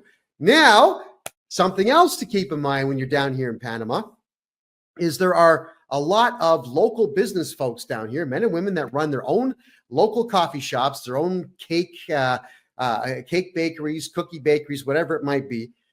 You can get a cup of coffee at one of these places for 50 cents, which is delicious compared to Tim Hortons, which sucks. And you can get donuts this big for 80 cents. Or at Tim Hortons down here in Panama, you can get 2 little apple fritters like this and a really crappy cup of coffee for $8.40. Right. So I just want to point out that when you're dealing with this one Canadian coffee chain, one location down here in Panama, it's not worth it. It's cool to see that they've got Canadian decorations inside of it. They've got a pretty cool display of neon lights forming the maple leaf, but there you go. Don't buy Tim Hortons caca down here in Panama. You're going to be equally as disappointed as I was today. So I dumped half the coffee out because I just couldn't drink it anymore. And I stopped at a local coffee shop and got myself a 50-cent cup of coffee. And I am so much happier for it. All right. I want also, this one here, guys. I got this message in Facebook. It was a Facebook ad to do with taxes, which is, of course, what I do for a living. And here's what the ad looks like.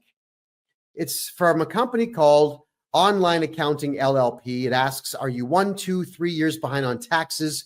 Now's the time to take action before the CRA does, the Canada Revenue Agency does. And what do we see in this advertisement? A police car. All right. They're trying to frighten you into hiring them to do your taxes, because this advertisement is telling all of you that you're going to get arrested if you don't do taxes. So I thought, you know what I'm going to do is I'm going to call this company. They ended up being in Edmonton, Alberta. And when I gave these people a call, I had a conversation with them for 34 minutes. It was a 34-minute conversation. And I grilled this guy. I lied to him, said, yeah, my mother's 83 years old. She saw your ad She flipped out. She's been staring out the window for the last 3 days, waiting for the police to come and get her. She hasn't done her taxes. And then I start asking him a ton of questions about their capacity to do taxes. Questions like, will you cooperate with an auditor? Well, yes, we will. You have to. It's the government, he says to me. I want you to go and hear this thing for yourself. So if you're looking right there, this is my Rumble page, everybody. You can see it's this video right here. It's the second most recent one. You can see it's 38 minutes long. Please get in there and listen to it. freedomreport.ca is how you're going to find that video. And eventually this guy just comes out and tells the truth that they do whatever the CRA says because they are afraid of the Canada Revenue Agency. So an accounting company that advertises that you will get arrested if you don't do your taxes used fear tactics to sucker people into contacting them, to hire them to do taxes, only to tell me on the phone that they themselves are afraid of the CRA. And I'm telling you all, the Canada Revenue Agency does not have any authority in Canada. If you have auditors contacting you, get a hold of me and I will get rid of the auditor. I will ban them from your home, from your office, from your business, and even phoning you again in the future, utilizing the appropriate legalese and the appropriate legal letters and the appropriate legal demands, because I am not afraid of the CRA. I know what they are. They are merely a collection agency that gets government funding to make you angry and to lie to all of you. And I'm not thrilled about that in any particular way. In fact, it aggravated me so much so that I kept this guy on the phone for as long as he would answer questions. So as you hear me speaking to him, of course, I lied about wanting to hire him. I lied about my mother being alive and being afraid of the ad. Who cares? I lied. I'm telling all of you, I'm telling you the truth that I lied to this company to get them to answer questions so that I can protect all of you from really bad people and really bad accountants. Yeah, I lied. What happens if you lie? Nothing, except you make really good content. So I want you to go ahead and play this this video for yourselves, freedomreport.ca, and have a listen to just how useless this particular accounting company really is. You know, in fact, I would encourage everybody watching this show, call accountants in Canada and ask them questions. Very important questions. Will you cooperate with an auditor if the auditor contacts you? If they say yes, you got to get rid of them because they don't work for you. They work for the CRA. Can the CRA pull your license? If they say, well, yes, they can. They're the government. Get rid of them because no, the CRA cannot do that. If you're talking with them and you ask them, can the CRA arrest you or otherwise, if they say yes, got to get rid of them. The CRA cannot do that, not in any way. So please go through that video and understand. That's why I do what I do. I want to help protect you, but I need all of you to start phoning accounting companies and ask the same questions of accounting companies in Canada that I ask of accounting companies. Trap them, put them on the spot, record the calls, and send me the recordings. Because if you want to give me your authorization to go ahead and cut it as a video, then I will absolutely do so. We can take your videos where you're calling accountants and put them on my channel so that we collectively, as the general public of Canada, can start to fight back against the CRA by making sure that we absolutely crush these accounting companies that cooperate with the CRA. And as for those of you who are in the United States, you know that I can buy your corporations from you. I can take away all your corporate debt in the USA, and you'll be happy to know that I've begun now studying personal income tax law in the United States. It's not easy. It's a very convoluted. It's worse than Canada's system, the way that everything is worded. But eventually, I am going to figure all of that out. Clap.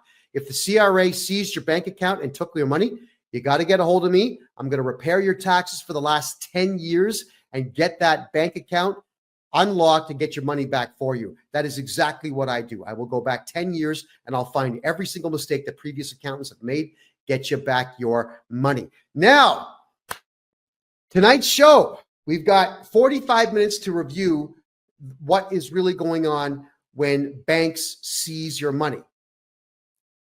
In Canada, we have laws, and laws pertain to all of us combined. It's the rule for all of society.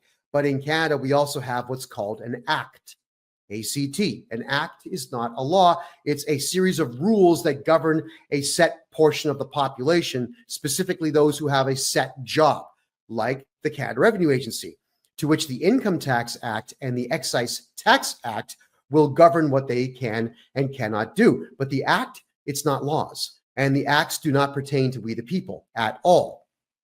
So what will happen here with the Canada Revenue Agency, and this is for all of you to understand how to navigate them and protect them. When I tell you that you don't have to talk to the CRA, I mean it. Don't talk to them on the phone, but you should absolutely reply to all of their letters, because in Canada, they will send you a letter saying, we want you to redo your taxes or whatever, and you only have 30 days to do it. Don't ignore the letter. Hire me. I'll send off the letter saying, thank you very much for your letter, and we need 120 days to get these taxes done for you. And there's nothing that they can do at that particular time because it's a legal command. Then what will happen here, let's say you don't hire me. What will happen after the first letter? If you ignore it, they'll make 3 phone calls to you. And if they don't get through to you, or you hang up, or you scream at them, or whatever it might be, then they're just going to say, we made 3 attempts, we couldn't get through. And then they send you one last letter. And if they can't get you to do your taxes or speak to them, not pay them money, but just do your taxes. There's a difference. If they can't get you to do that in Canada, then what they do is they send out a requirement to pay letter to your bank. Now, they know about your bank only if your social insurance number, the 9-digit code you get when you're born, or when you're, I guess your parents get you one, that is attached to your bank account. The way you protect yourself is have a corporate account where you are not the director. I'll explain that one in a future show. But they will then send out the requirement to pay letter to your bank. Now, it does not mean that they know what's in there. The bank is actually not allowed to tell them what your balances are. But when this requirement to pay letter gets sent out by the Canada Revenue Agency, the banks automatically just pay them, right? The banks are not in any way, shape, or form obligated by law to give them any money. In fact, the bank could just make a phone call saying, listen, you're suggesting that I steal somebody's money and give it to you. And you're suggesting that I do this without a court order. The banks could say, who do you think you are? The answer is no, we're not going to do that. But the banks don't do that. Do you know why? Because Canadians don't turn around and file criminal charges against bank managers, which you have the right to do. It's your money. It's been stolen from you. Canadians don't sue the banks, which you should. I've sued almost every federal bank in Canada, usually for selling my information to third-party individuals that phone me up trying to sell me stocks and bonds. I always sue the banks for about $5,000, typically between 5 and 10, and they usually will settle out of court for about $3,000. It's a free $3,000. I take it and I just sign off. Okay, no, case closed. Thank you. But you've got the right to do this, and Canadians don't do it. That's why these requirement to pay letters go out to banks, and the banks just fold up and say, oh, okay, here's the money, because they know you're not going to do anything about it. You can, and you should, but they know that you won't. And that is why when a lot of you get onto my videos and you tell me, hey, Kevin, you don't know what you're talking about. The CRA has authority. They stole my money. They took my money out of the bank. No, they did not. They sent a letter to the bank that was not a court order, and the bank chose to give your money to them. There is a very big distinction that must be made when you are considering the banks cooperating with the Canada Revenue Agency. It is the banks that are completely and totally liable for your money being handed over to the CRA when that is exactly what happens to you. All right, Clap is saying, specifically told my bank not to take my money out of my account to give it to the CRA. Again, Clap, you got to get a court order, a real simple one. It's called a motion in the courts. You file a motion in the court, you subpoena the CRA, they're not going to show up. You tell the judge that they took it out without a court order and you want an order to put it back, and the judge will give it to you. That's all that it takes. It's just a request from the judge, because for the CRA to issue that letter, it's not a lawful command. It's just something that the Excise Tax Act says the CRA is allowed to do. But we're going to read this to you so that you understand it. In fact, I had a really good conversation with a private bank owner. I'm not going to tell you who, but I am going to say that I'm very, very grateful for the time he spent speaking to me. And he sent me off a letter stating that even private banks are subject to this. And his lawyer sent me over two things to consider about why the banks would hand your money over to the CRA. And I'm going to cover them right now. The first one is the Excise Tax Act. And that is section number 317. I'm going to share that on my screen right now with you. All right, let's get this rocking here. Excise Tax Act. And okay, here we go, everybody. This is section 317 of the Excise Tax Act. And I'm just going to read it verbatim and explain it to you. Garnishment. 317, subsection 1, if the minister has knowledge or suspects that a particular person is or will be within 1 year liable to make a payment to another person who is liable to remit an amount under this part in subsections 2, 3, 6, and 11, referred to as the tax debtor, the minister may, not must, may, by notice in writing, require the particular person to pay without delay. All right, so let's cover this first paragraph here. The minister, which is just some jerk. It's not the minister. It's not the Minister of Finance in Canada. It is just some jerk who works for the Canada Revenue Agency that writes a letter and sends it off to the bank.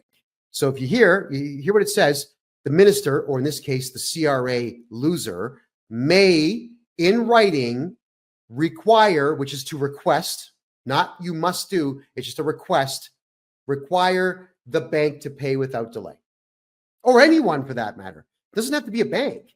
It could be your bookie. It could be your job. It could be your life insurance policy.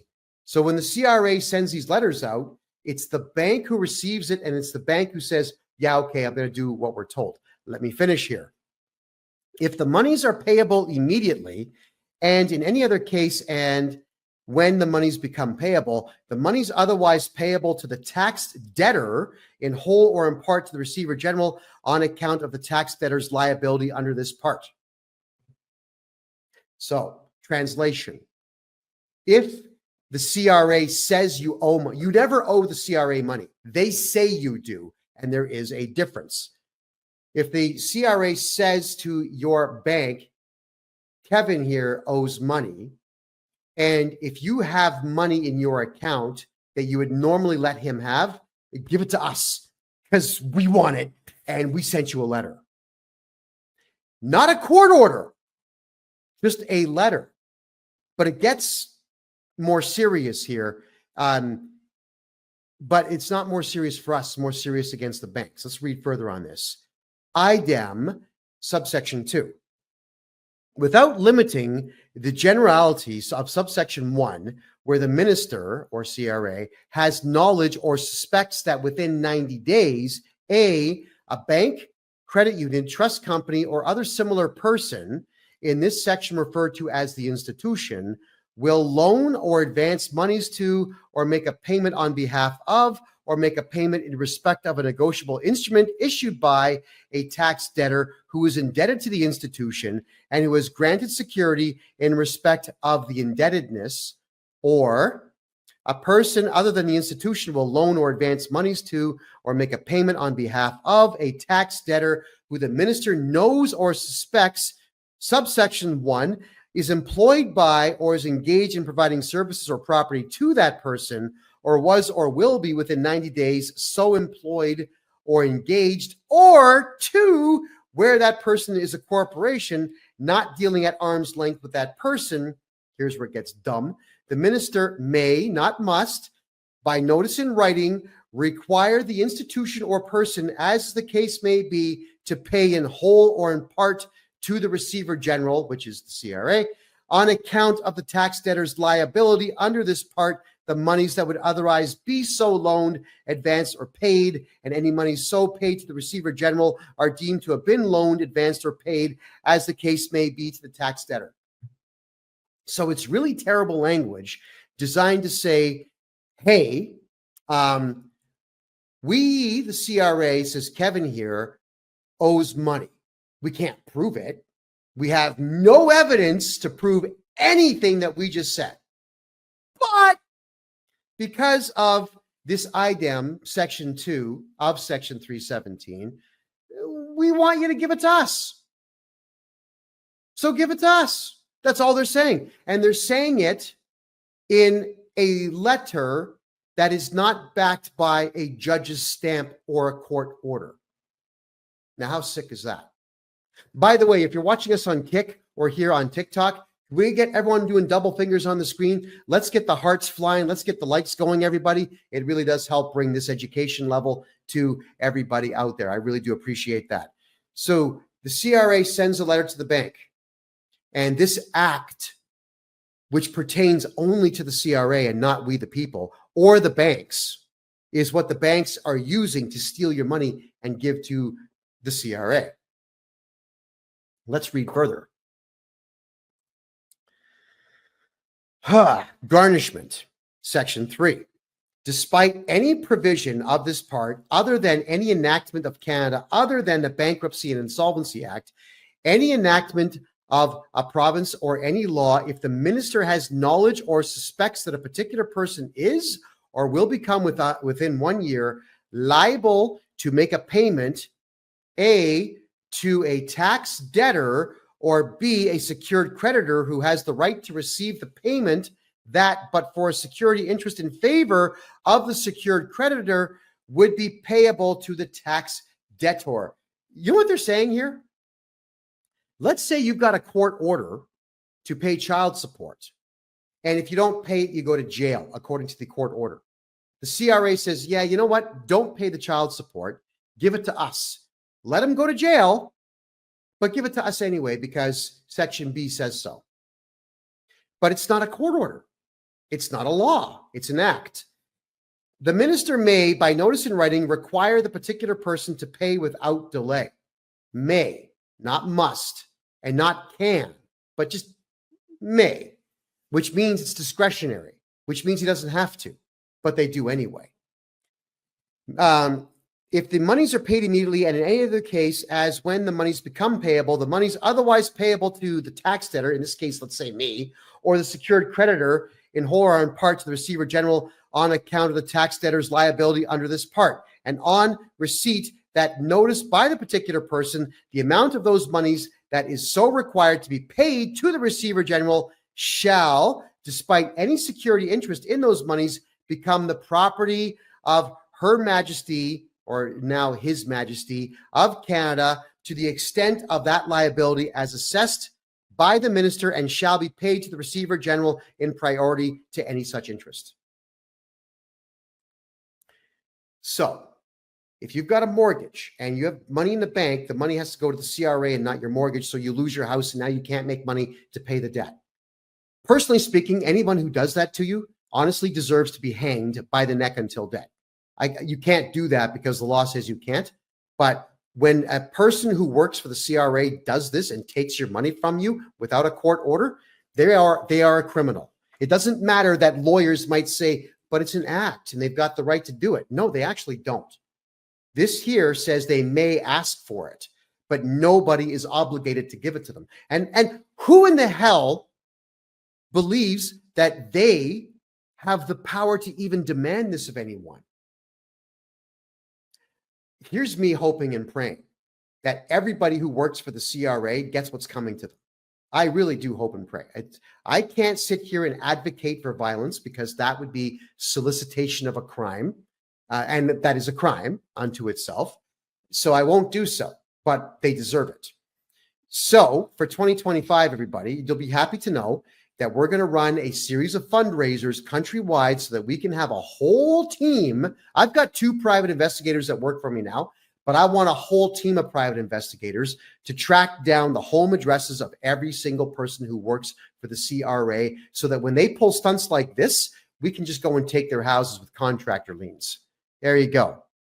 And Tim, you're correct. Acts do not apply to people. It applies to corporations and set groups of people who work for those corporations. That's 100% correct what you just said. Getting a little bit further into the Excise Tax Act, effect of receipt, more legalese nonsense. Section 5. If the minister has, under this section, required a person to pay the receiver general on account of the liability under this part of a tax debtor, monies otherwise payable by the person to the tax debtor as interest, rent, remuneration, a dividend, an annuity, or other periodic payment, the requirement applies to all such payments. Wow. So could you imagine, thank you, Deborah, could you imagine you shot some commercials and you get a residual check every month. And now the CRA goes to the production studio who pays you residual checks every month for every time you appear on TV, and they get your money. Or you have a dividend on an investment that you busted your whole life for. The dividend payments go to them. The audacity of that. But that's only if the CRA knows that you get these things.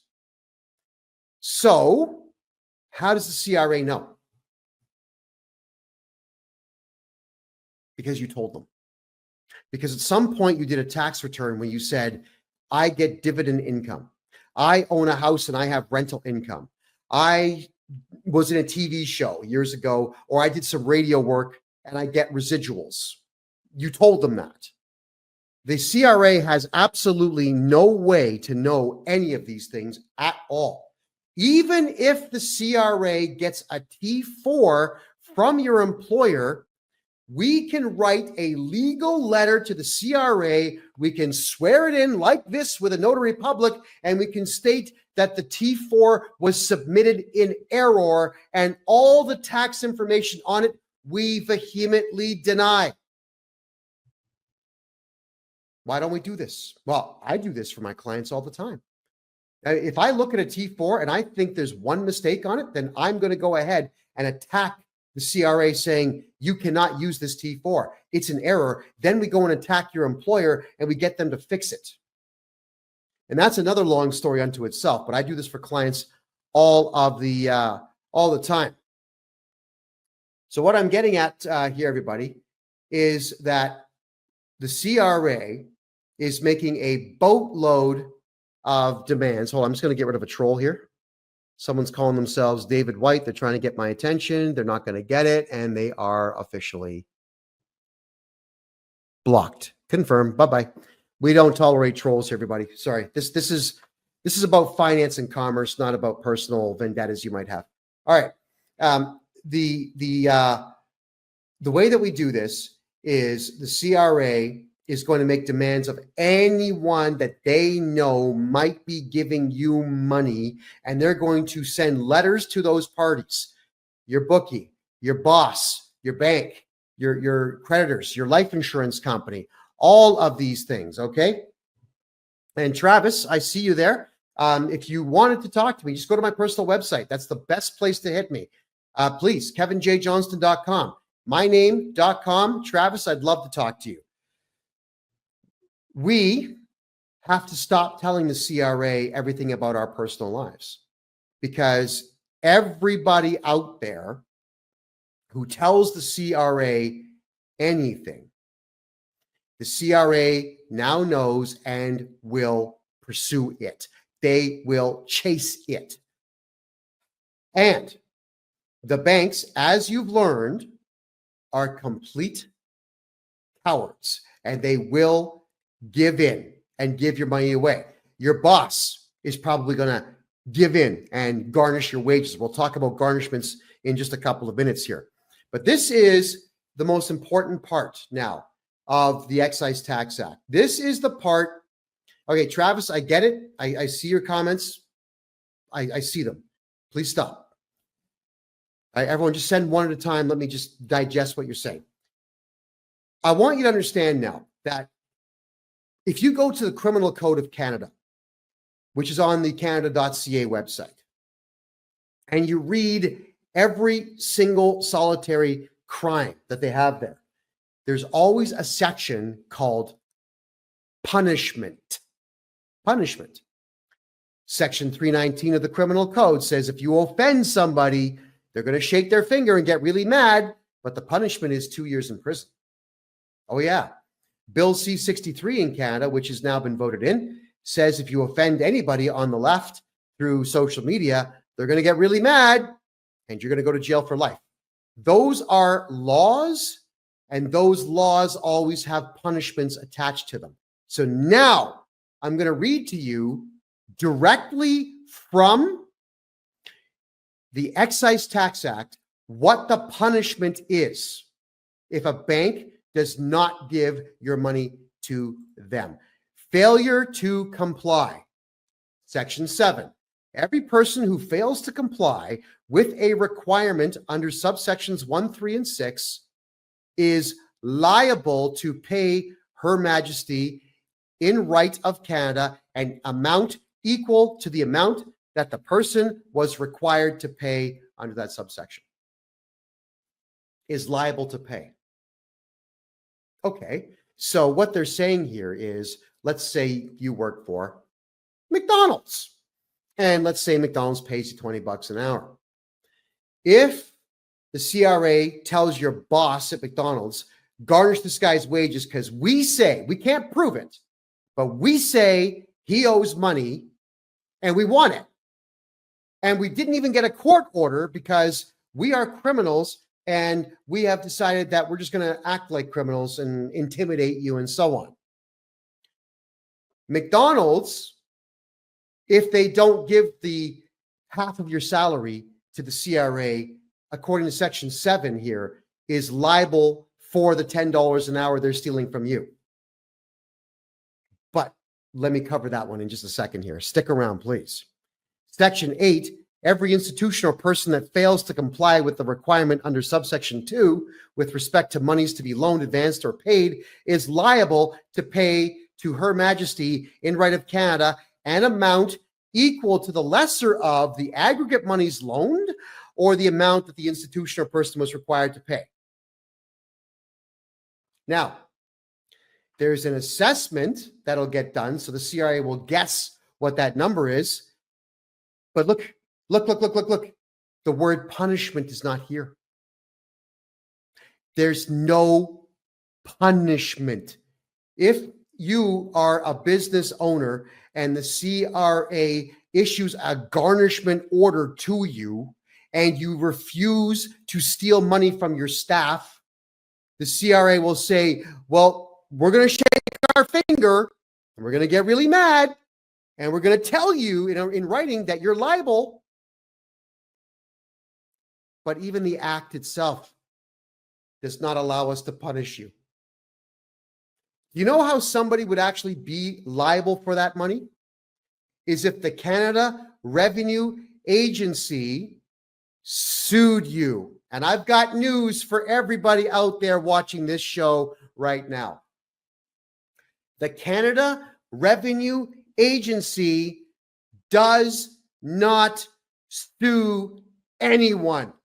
They do not sue the banks. They do not sue corporations. They do not sue you or you or you. They don't sue any of you.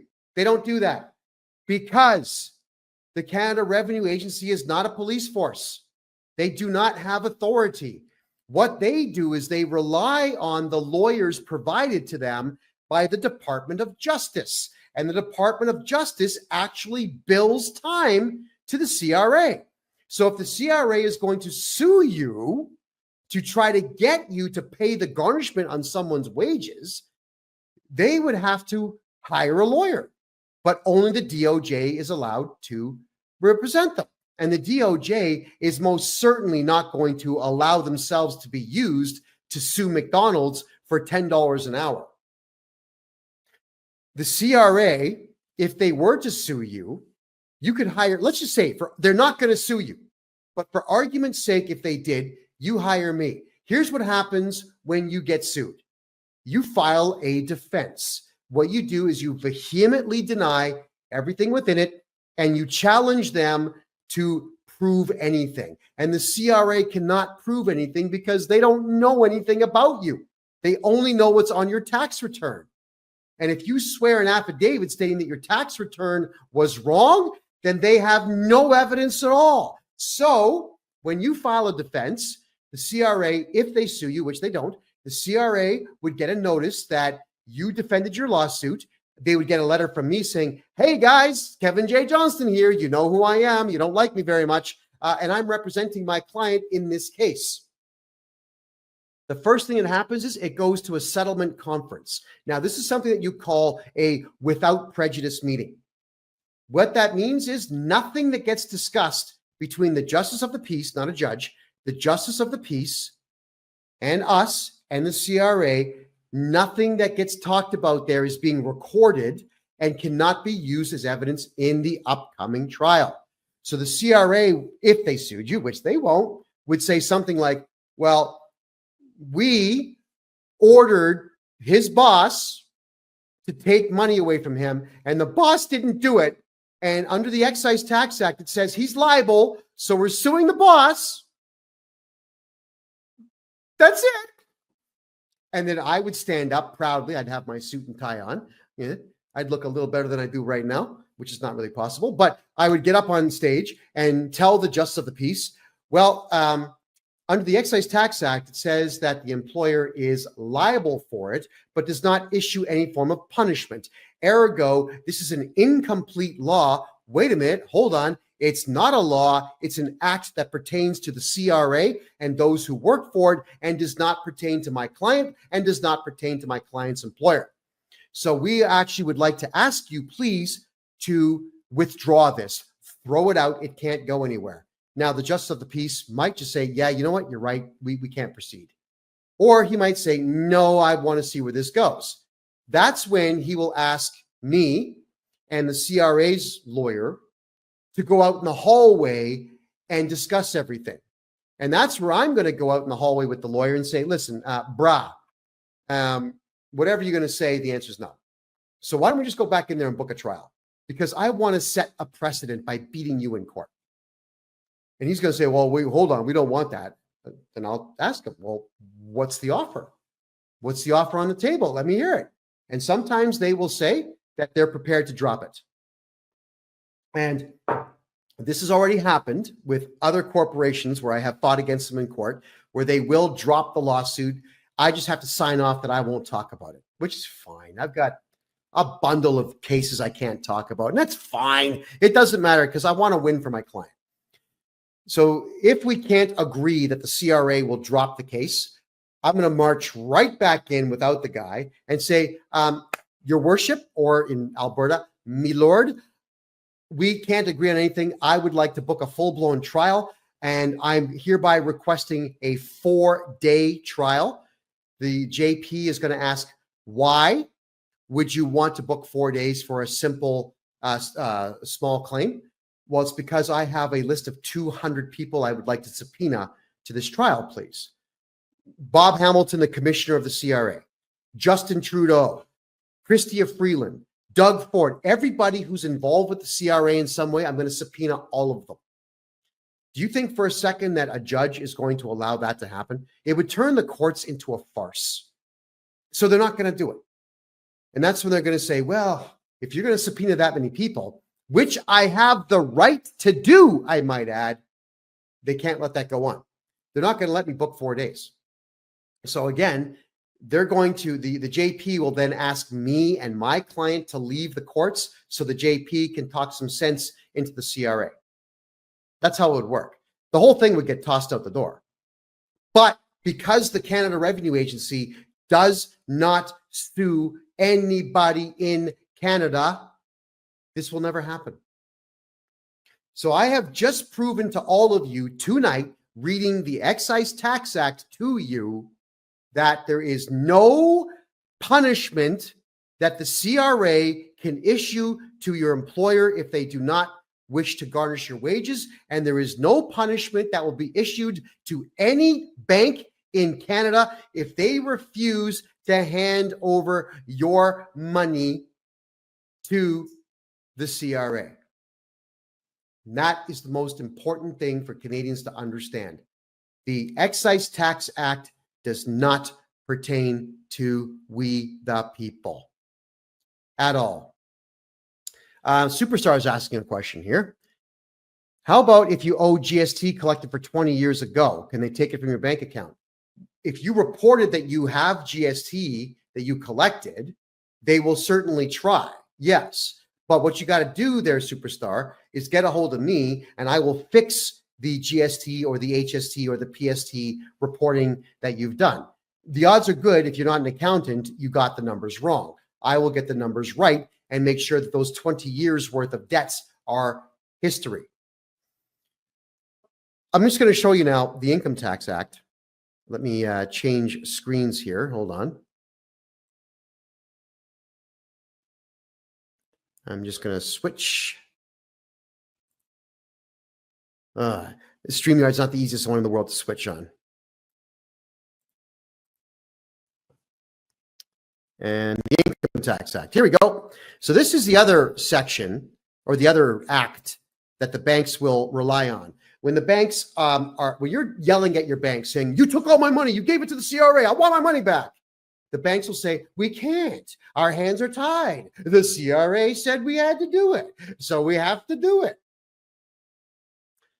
It's the same thing. Look at the wording of this. Whereas the minister with knowledge and suspects that you owe money, they'll attack. Garnishment, you see, it's the same thing. All right. Definitions, secured creditor, it's all the same thing.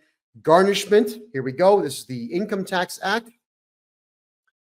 Provisions of this act that provide a person who has been required to do so by the minister must pay to the Receiver General an amount that would otherwise be lent, advanced, or paid to the taxpayer who is liable to make a payment under this act, or to that taxpayer's secured creditor apply to Her Majesty and Right of Canada. Blah, blah, blah. Same wording. Okay. IDEM. Here we go. Failure to comply. This is now the Income Tax Act, Section 224, subsection 4. What happens if you choose not to comply? Every person who fails to comply with a requirement under subsection 2241, 2241.2, or 224 section 3 is liable to pay Her Majesty an amount equal to the amount that that person was required under the same subsections as the case may be to pay the Receiver General. All right, hold on. Failure to comply with S1.1. Every institution or person that fails to comply with a requirement under subsection 2241.1 with respect to monies to be lent, advanced, or paid is liable to pay Her Majesty an amount equal to the lesser of A, the total amount of monies lent, advanced, or paid, and B, the amount that the institution or person was required under that subsection to pay the Receiver General. And look at this. Once again, the word punishment is not there, which means it is not a law that pertains to we the people. It doesn't pertain to the bank. It doesn't pertain to your employer. It doesn't pertain to anyone. So when I tell all of you the CRA does not have authority, you understand now what I'm talking about. The Excise Tax Act and the Income Tax Act are not laws that the banks and employers have to follow, but the banks do follow anyway because Canadians do not file criminal charges against bank managers, and we all have to start doing this. Otherwise, this practice of the CRA sending out threats to the bank and the bank capitulating is going to continue. And it's we, the little guy, who loses every single time. Now, what is the solution if the bank shuts down your account? Charge them criminally, sue the bank, sue the CRA, hire me to do your taxes. I'll get them all done for you. I'll correct every mistake that's in there. And once your taxes go in and I have put forward all the write-offs that you're legally allowed to have and remove all the income that was improperly reported and get your taxes down to zero, then the garnishment has to go away and the money goes back into your bank account. So the fastest way is to stop going to H&R Block, stop going to Sidler & Co., stop going to these stupid accountants out there and these idiots on TikTok who tell you, well, I'm a tax expert. I can help you pay less. Well, tell you what, I can help you pay zero. And I'm the guy who the CRA is actually afraid of. And I know this because the CRA sent me a threatening letter saying, you know too much. You know too many laws. And we don't like that. So you're not allowed to represent people anymore, which of course my lawyer fired right back and shot them down in flames. Now, can you think of any accounting company in Canada that would actually read the Excise Tax Act for you and interpret it for you and explain it to you? No, of course you're not. You're going to get accountants and managers and employers out there that just do what they're told. That's the Canadian way, by the way, is to be a completely spineless, gutless coward and do everything that you're told. Barbara, thanks for being here. Appreciate that. So, Canada, I would now like to talk about wage garnishing.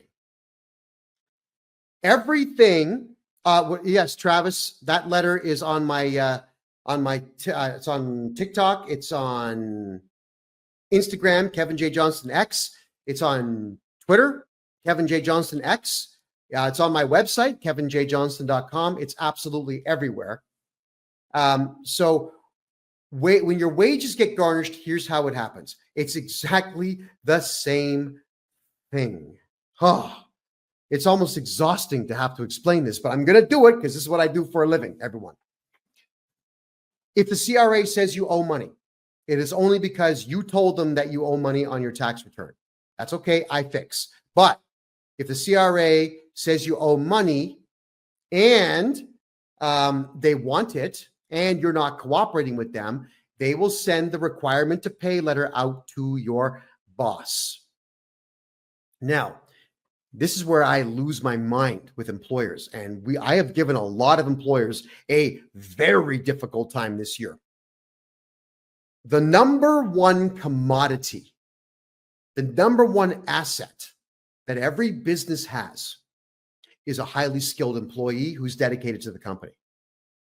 If you've got an employee who does their job, doesn't complain, doesn't take extra long lunches, doesn't sell your secrets to other companies, shows up even when they're sick, obeys the rules, treats people with respect, your customers love them. You're going to repay them by stealing money from their paycheck and giving it to a collection agency because you got a letter. What a scumbag you are if that's what you're going to do. You are a coward and a scumbag, but here's the worst part for employers out there. If you are an employer out there and you garnish someone's wages and give that money to the CRA without a court order, you know what else you are? You're a criminal. And I mean literally, you are stealing money. You have committed fraud and you've committed theft.